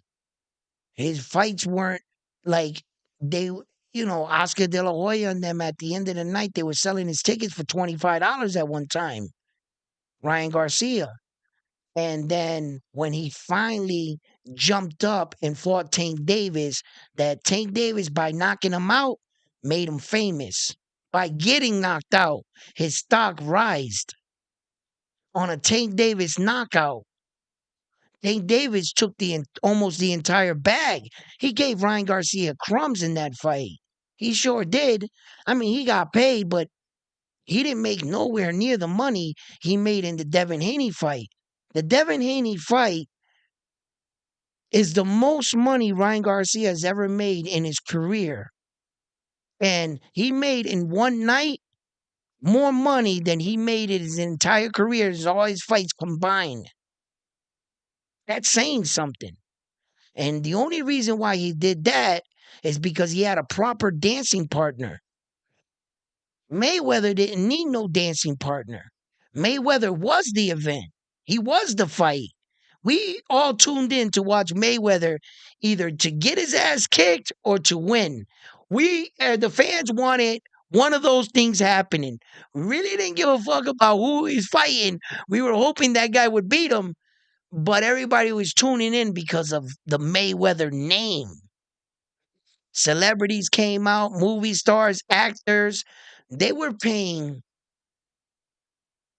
$25,000 for a Mayweather seat and up. They were selling those seats for over $100,000.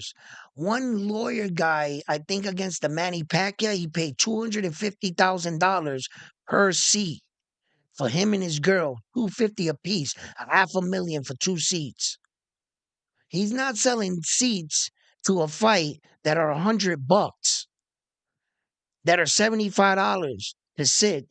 No, them ticket sales is ridiculous. $18,000 for a fucking ticket for one seat. Come on, man. Ryan Garcia, it looks good. 50 million, yay. Yeah, but he was never on Mayweather status and nothing. Nah. Nah, I can't let that one slide by.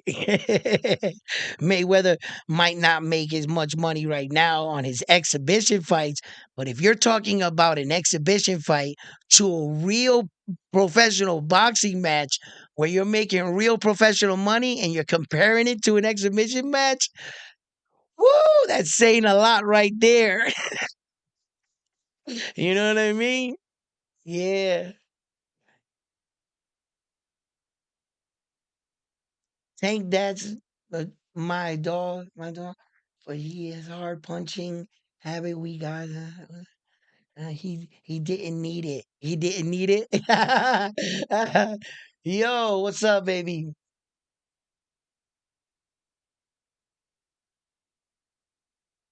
Tank's cool. You know what I'm saying? I love me some Tank, man. You know what I mean? I'm just agree with you. He needs to fight better quality opponents, brother.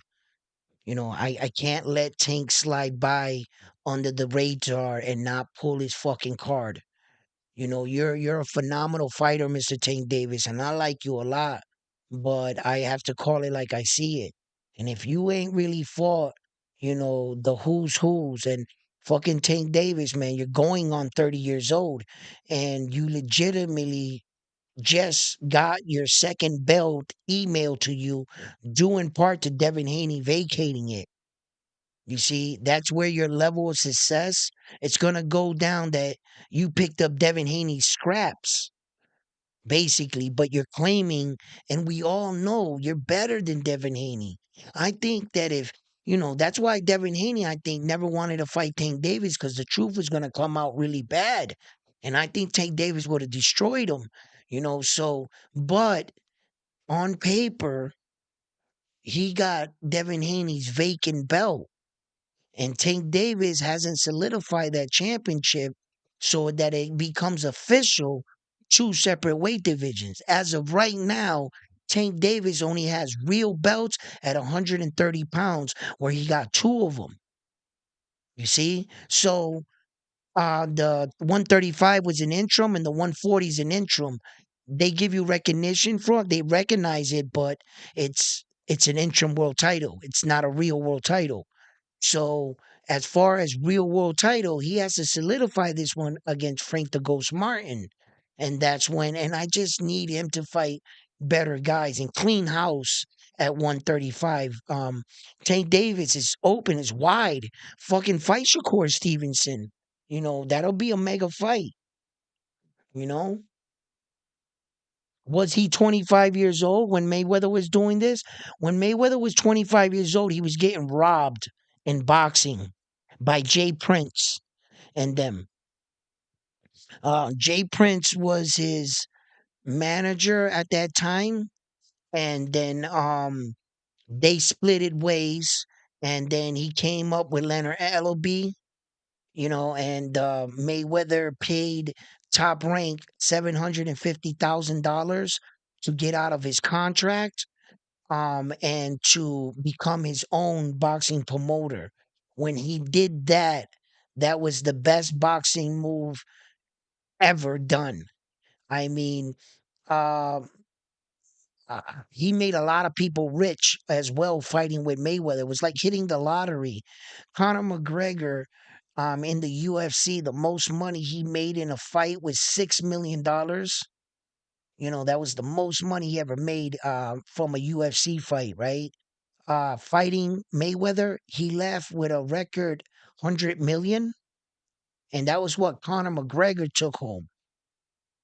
So he was his opponents made more money than Ryan Garcia has ever made in his entire life, and probably, you know, he'll probably make. I'm not sure. Um, but at this pace, what Ryan Garcia is saying, that his $50 million that he self proclaims that he has, that 20 of that $1 million came on a $2 million bet that he placed on himself. Now that's merely speculation. That's what he says out of his mouth. Just because he can say it doesn't mean it. So that $50 million is 20 million dollars light compared to what he actually took from the pay-per-views and the thing. Ironically, he came into that fight the A side. So I do know he walked away with more money than Devin Haney did. Yeah. Whether or not he really put $2 million on himself and won himself an additional 20 million, that I don't know. Just because you say some shit doesn't make it so. Okay. But he made roughly $30 million in the fight, Ryan Garcia. That other 20, I don't know about that, but he made about that. And the last time Mayweather made $25 million in a fight,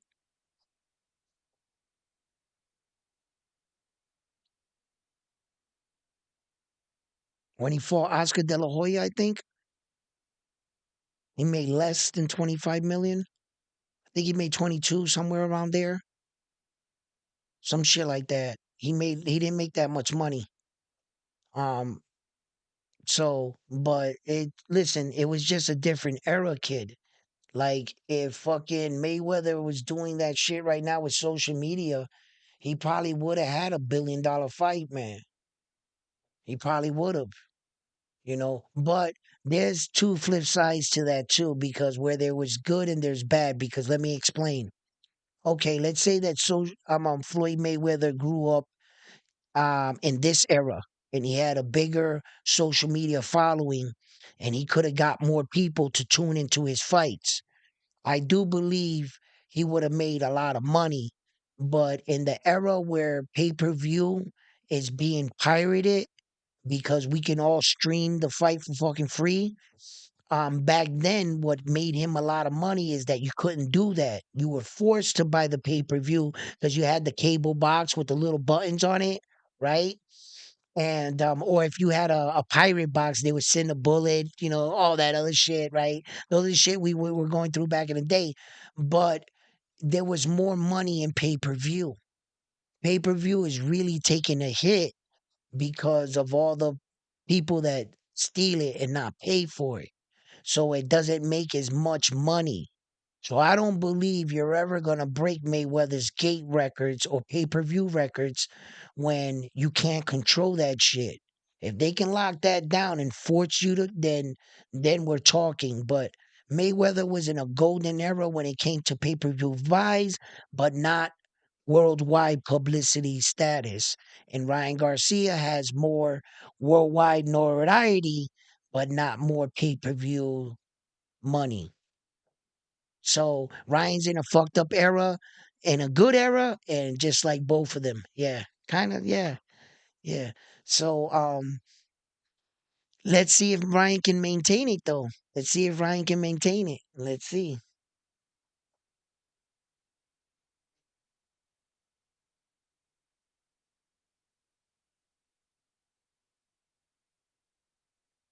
Ryan fought with serious disadvantages versus Tank.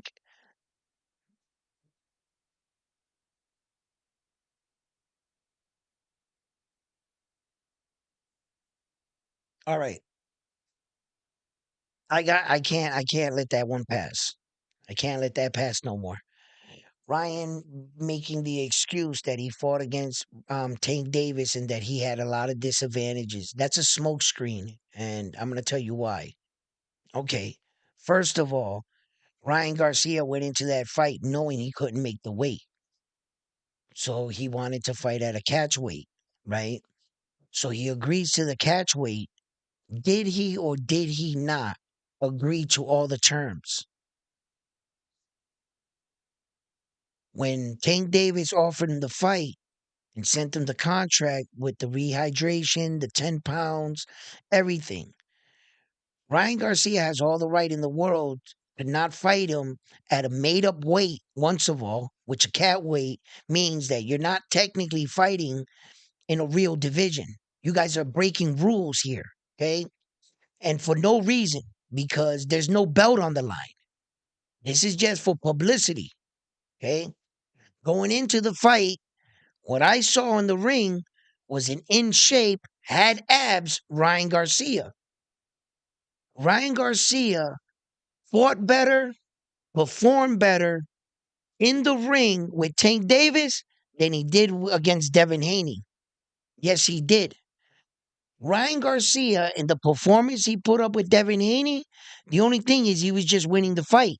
But he fought like shit, turning his back like this, giving away rounds, tired, stopping in between moments, allowing Devin Haney to watch him. He fought like shit. When he fought against Tank Davis, Ryan Garcia was fighting in that fight and he was also boxing. He was utilizing his jab. He was using his footwork. He was fighting Tank Davis. You know what happened in that fight? He lost fair and square. He lost that fight. He wasn't weight drained. He wasn't none of that. You know what they made Ryan Garcia do? Actually work out. Actually get his ass in real boxing shape. And because that shit was hard to do, he complained about it once he lost and said he was weight drained and depleted. There was nothing about Ryan Garcia's face, body structure, and his appearance that led me to believe that he showed any signs of dehydration. His eyes weren't blinking, nothing. He looked awesome. He looked fast in that fight, everything. Tank Davis just moved around him and all of his punches and set him up right and got him the fuck out of there. And Tank Davis noticed that that side bothered him. And he tagged him in that side and dropped him. And Ryan Garcia had nothing left. And he probably did have those two fractured ribs. But dehydrated, fighting at a disadvantage to Tank Davis, there was no disadvantage to a fight. I agreed to, read the stipulations, knew what was I had to do coming into the fight. Well, where am I at a disadvantage? A disadvantage is when you didn't let me know something, when I didn't have time to prepare, when you caught me off guard. Now you have me at a disadvantage, not letting me know everything I need to do and how to prepare going into the fight. And I say, yes, no, you lost. That's it. Tank Davis whooped your ass and he beat a better version of you. Ryan Garcia can get on and try to trick as many people as he wants. But when he beat Devin Haney, he looked like shit. He doesn't look, he didn't, and I dare you to go watch the fight. He wasn't no superior fighter. And if you got two ways to do it, take your phone and your laptop, put it side by side, put on the Tank Davis fight and put on the Devin Haney fight, and we could talk about it tomorrow. I'm trying to tell you. Ryan Garcia was way better. He looked way better in shape and fought way better in Tank Davis than he ever did in that fucking Devin Haney fight. He was just bigger and stronger. That's it.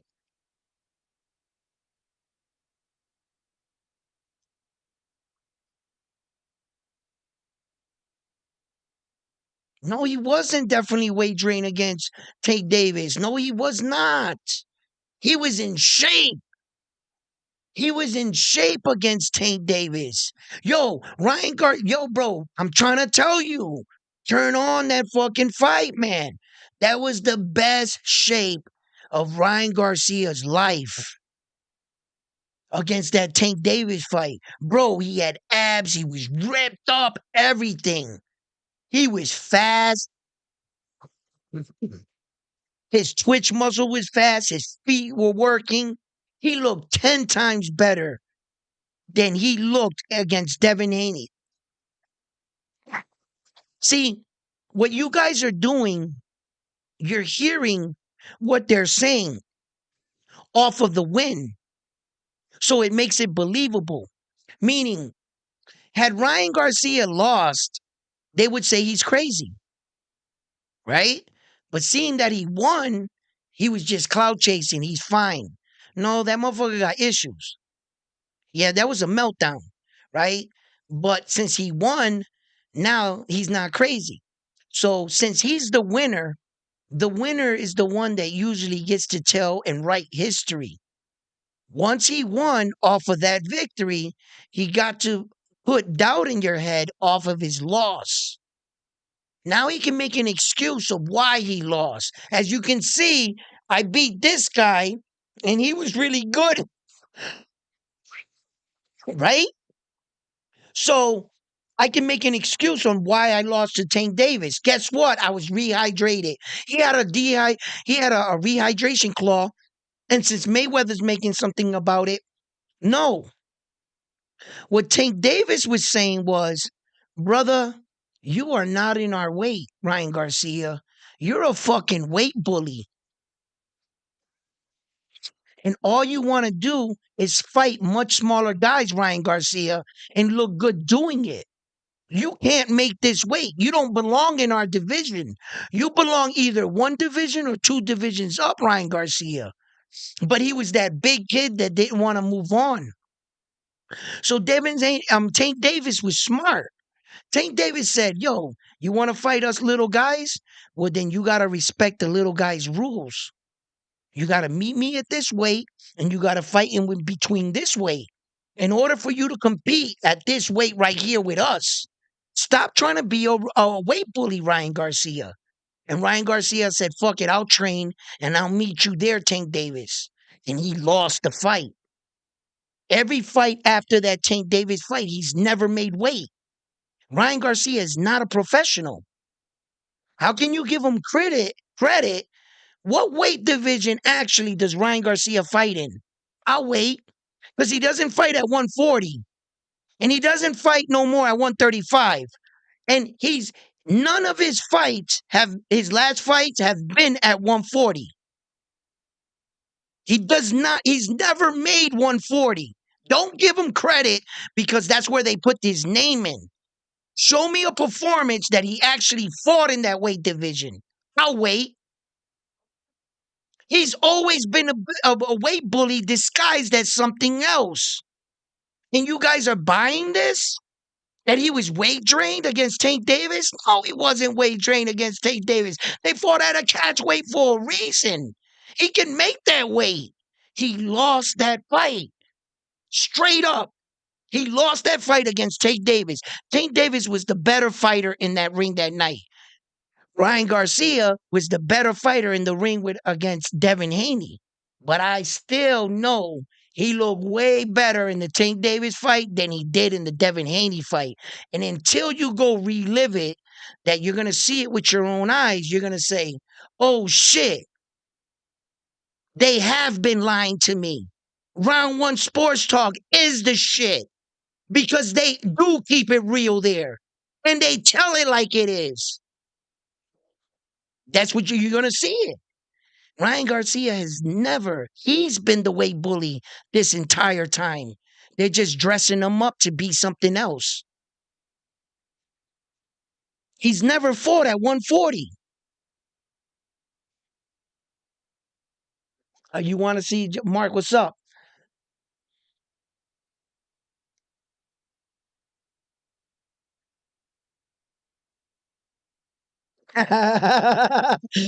Just a tombstone? He's dead. He's dead. He's going to kill him.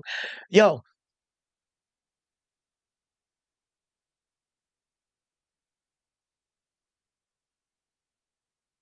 yeah, you'll say anything after a fight.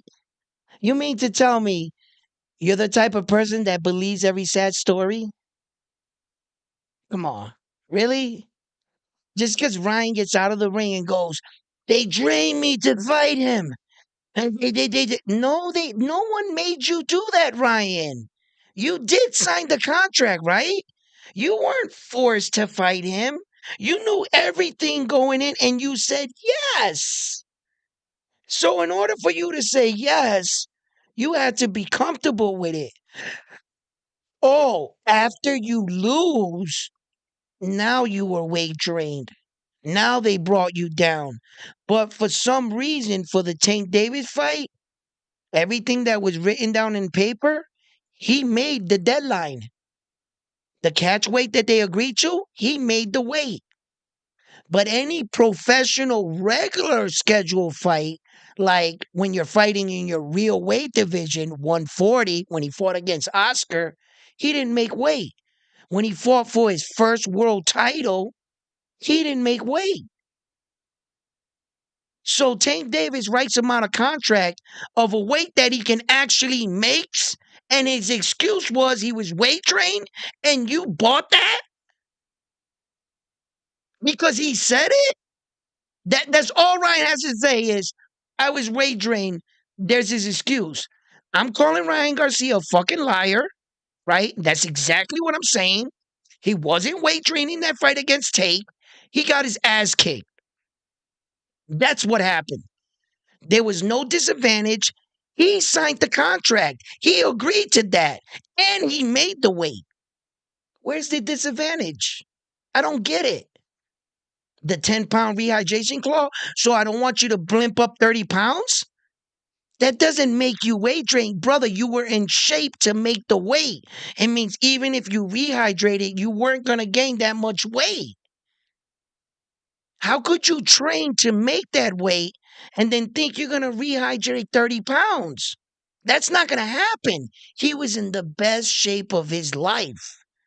Ryan Garcia was in the best shape of his life coming into that Tank Davis fight. He was not weight drained, no bit, nothing, no more than what Tank Davis was. There was no disadvantage. If anything, Tank Davis was at a disadvantage because he was the smaller guy.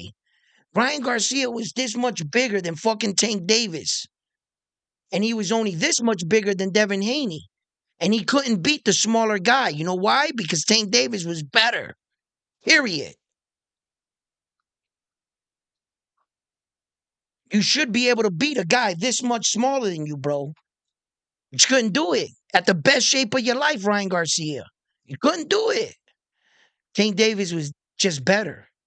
He beat Devin Haney because he exposed Devin Haney. He came in there fully replenished, big, his natural size, and he rocked him. Ryan Garcia didn't belong there with Tank Davis, and he shouldn't have been sticking his nose in Tank Davis fights. If he set himself up for that fight, if he signed the contract and made the weight, then Ryan Garcia, there is not an excuse in the world I can pretend to give you.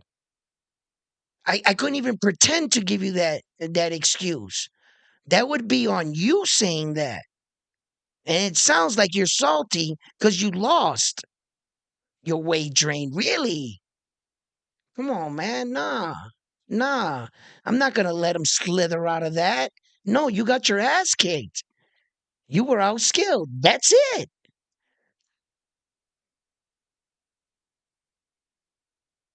Give Ryan Garcia his credit. I give Ryan Garcia all the credit in the world. What are you talking about? He pulled off one of the biggest upsets in the world. He beat fucking Devin Haney. What are you talking about? Ryan Garcia gets all the credit in the world for that.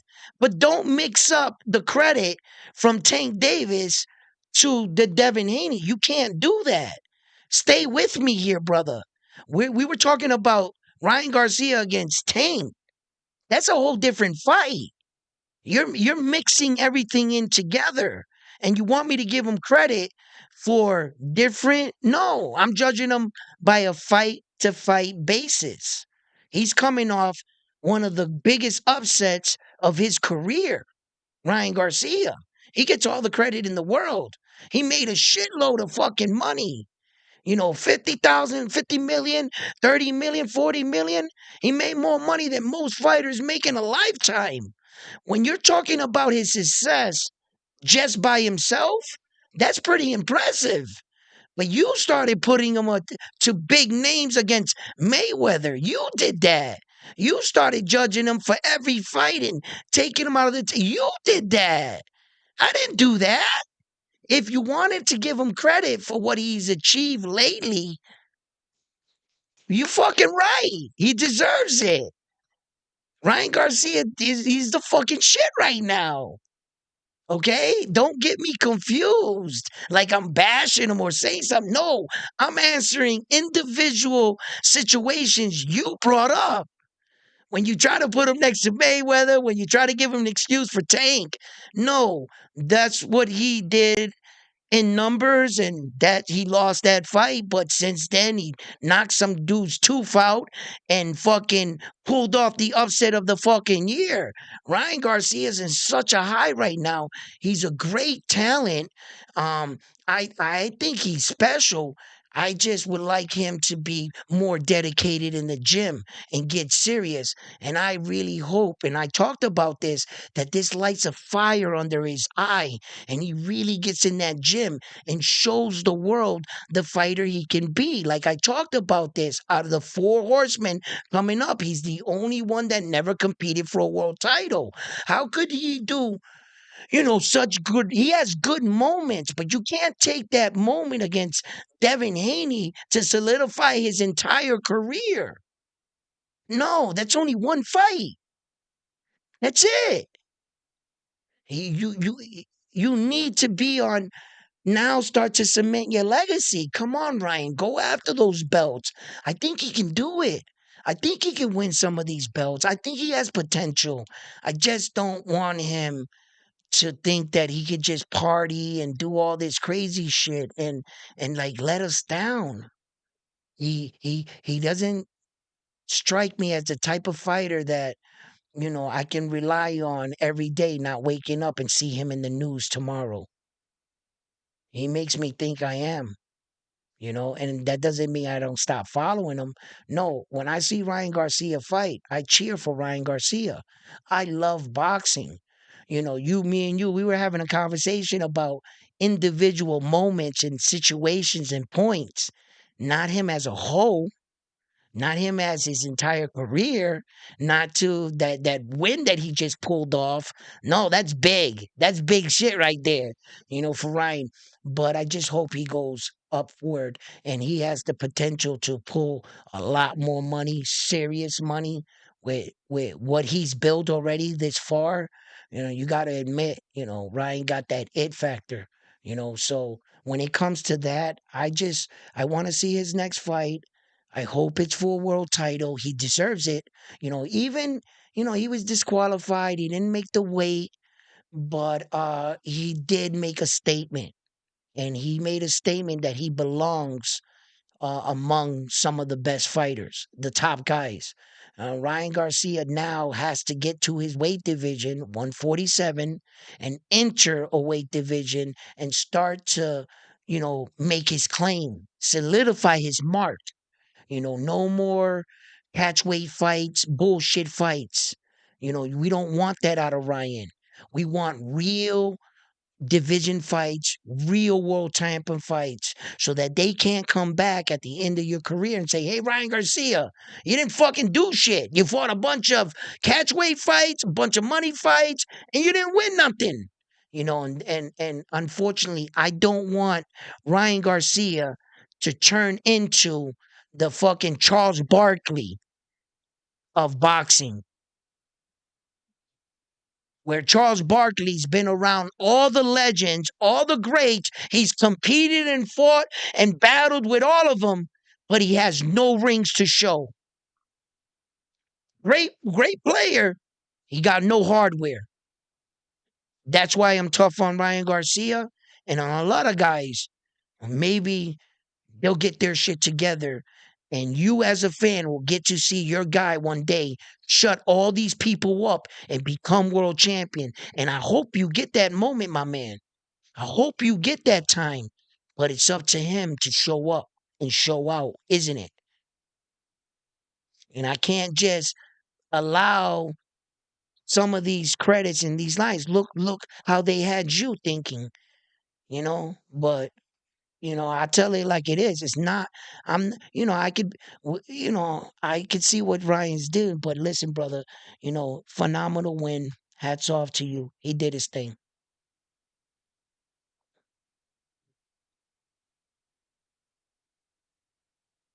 Yeah, a rematch. A rematch would have been great. It's just that I don't think Ryan can make the weight. He couldn't, and like I reiterate, he's never made 140. If he had a rematch with Devin Haney's gonna make sure this time he makes the 140.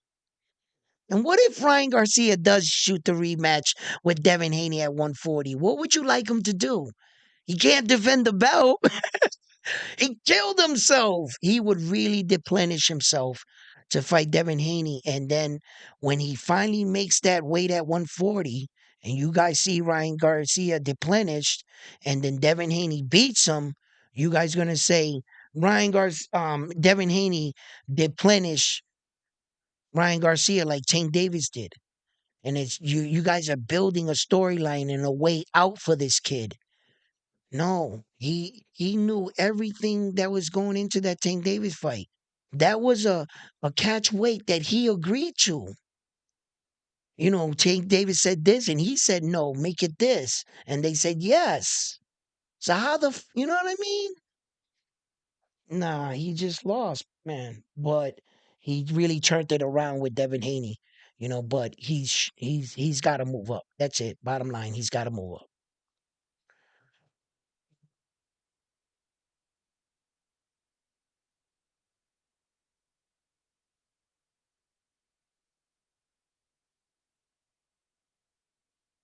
Really? One People Cruz, two Tank Davis, three Lopez, Mark, right? Torres. Okay, check out the interview in. Yeah, yeah, I saw that interview with Ryan Garcia. But once again, my man, yo, go good. Yo, I see you're a good supporter. But once again, that's coming out of his mouth. Remember that he's saying it, you know, when you lose a fight, do you always tell the truth or, and then remember when you're talking about him. When you're talking about him and expressing his feelings, you're thinking about what you would do. You're saying, I would do that. You're not Ryan Garcia. You don't know what that man's capable of lying about. You might be honest. You might say, I would have said this, yes, but you're not Ryan Garcia. So, I seen the interview. I seen where they said, about the rehydration claw and all this stuff. I saw where he came back and said, I shouldn't have agreed to all this stuff. Bullshit. Bullshit. That's all cap. That's all lies. Because if you know as much as I do, I'll take you down the rabbit hole if you really want to go down there. I'll remind the whole world. Matter of fact, I'll do it right now. Okay. You do remember that Tank Davis offered Ryan Garcia this fight a long time ago. Once upon a time, the fight was scheduled and Ryan Garcia pulled out due to mental issues. You guys remember this, right? So you do know that this was the second time that they were reliving the fight. They had already went through negotiations. This was nothing new to Ryan Garcia. By time he put pen to ink on that paper in the second, all that interview shit he said was bullshit, and I knew it. I knew it. I remembered once upon a time what happened. I just allowed it to him talk. I was like, all right, that's what Ryan's saying. Fuck it. But the truth was, that's not what happened. No. So when he lost and he came out with that excuse, I didn't want to fucking harp on him. It wasn't, I was just like, all right, fuck it. But I didn't, I still feel that the kid is a remarkable talent. I feel like he has the wrong people in his corner. And I feel like, he just hasn't made the right decision. Who the fuck hasn't made a couple mistakes in their life? Who am I to judge him, Ryan Garcia? I understand that he was making an excuse for himself, but sometimes I just not gonna completely let it go by when a fan or someone is asking me about it. I feel compelled to tell you, but he knew what he was getting into. He knew what he had to do the night before and everything. He was in good shape Ryan that day, but he lost the fight. So what? Um, if he was to relive that fight and he was to fight in his weight against Tank Davis, I think that would be a different night. And I think the odds would be more favored for Ryan Garcia at a heavier weight division. But it's true, Tank Davis is a much smaller guy, for that. So, um, that's why I think for many different reasons we're past that fight. I believe that both men have gotten into points in their career where they both realize it's time for legacy. Tank Davis needs to secure more belts legacy, and Ryan Garcia needs to secure his first world title. Stop reliving these money fights and start building on your legacy. You know, thank you. Um,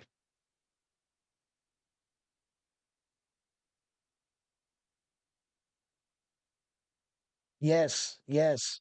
And look, you can see the respect between Tank and Ryan. Look at how Ryan had Tank Davis, I'm sorry. Tank Davis had Ryan Garcia picked in the Devin Haney fight, didn't he? So it goes to show you, they are brothers in the sport. They both represent and promote boxing, themselves, right? And Tank Davis, that's what did it for me when he showed Ryan Garcia the ultimate respect and said, quiet as kept, he's the hardest puncher I've ever been in the ring with. And that goes to show you. So you're the hardest puncher he's ever been in the ring with, but Ryan, you were depleted, weak, dehydration, but yet you were able to still punch Tank Davis the hardest he's ever been hit with. I'll leave you guys with that. Listen, fight fans, I love you guys. It's been an amazing. I'm gonna answer a couple more. What's up? If Ryan's going to fight at 147 immediately, Terrence Crawford is still holding on to the three belts. Yeah, but yeah, set up a fight. The problem with that, Mark, is that everybody waited for Terrence Crawford to move. Let's keep it in mind that he's probably the most avoided fighter in the world, Terrence Crawford. He's not number one pound for pound because he's just a regular fighter, okay? Terrence Crawford already agreed to fight at 154 pounds against Israel on August 3rd. He's already started promotional press conferences. Him and Isaac have already squared up. That's a done deal. That's signed. And that's at 154 pounds. I believe the minute he starts to getting closer to that fight, they're going to strip him for the remaining of those belts at 147. He can never he's not going to make 147 pounds. And I think at 36 years old, I don't think he can make 147 pounds anymore. I think he's past that point in his career. Maybe if you gave him a big carrot or incentive, maybe he could squeeze himself down to 147, but it wouldn't be enough to fight Ryan, and by that time, the belts would be scattered while Ryan Garcia would be entering the 147. You see? So, and Jerron Boots Ennis announced that he wants to move up to 154. So once those belts go out scattered through the 147, I think that's Ryan Garcia's opportunity to snatch his first world title within that thing. But you gotta let Terrence Crawford go. Let him. He already agreed to leave. Just let him walk out of 147. Don't set Ryan Garcia up like that and put him against Terrence Crawford. That would be fucked up, bro. I wouldn't even want to watch that fight. Because and don't do that to that kid. He's on a good high right now, Ryan Garcia. At least they're putting him against guys that are roughly around his skill level. The Tank Davises, the Devin Haneys, and that's the top of the food chain for most people. Terrence Crawford's just of a couple of levels ahead. He's in a different, you know, and he's a bigger guy. He's just a bigger guy than Ryan naturally. He's fighting in a bigger weight division, obviously. So, you know, and Ryan Garcia would be moving up. Well, why move up and fight the best fighter in the world? That's fucking crazy. Like, no, Ryan, fight someone else. Obtain your first world title first, then think about doing shit like that. You know what I mean?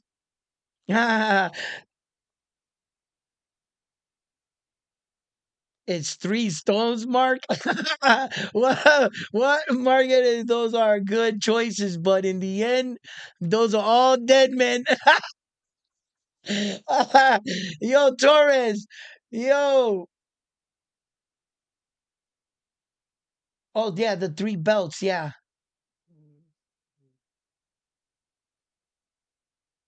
Ryan Garcia can fight at 147 and at 154 based on his body. Yeah, he could. Yeah, I don't disagree with that. Yeah, no, he has no problem. He'll make that shit. Yeah, he will. He will.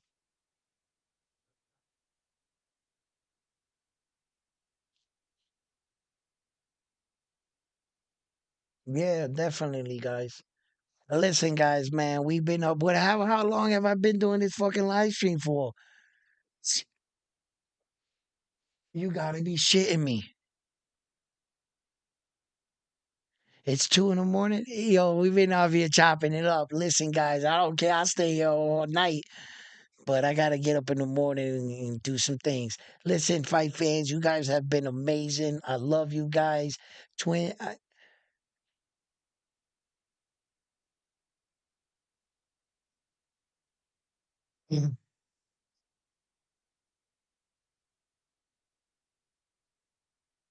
Oh yeah, yeah. Matias is the real monster at 140. You know, um, Listen, I can't wait to see that fight. I was just scrolling up, checking out a couple of you guys' messages and shit, making sure. But I love all you guys. Thank you for joining in the live chat.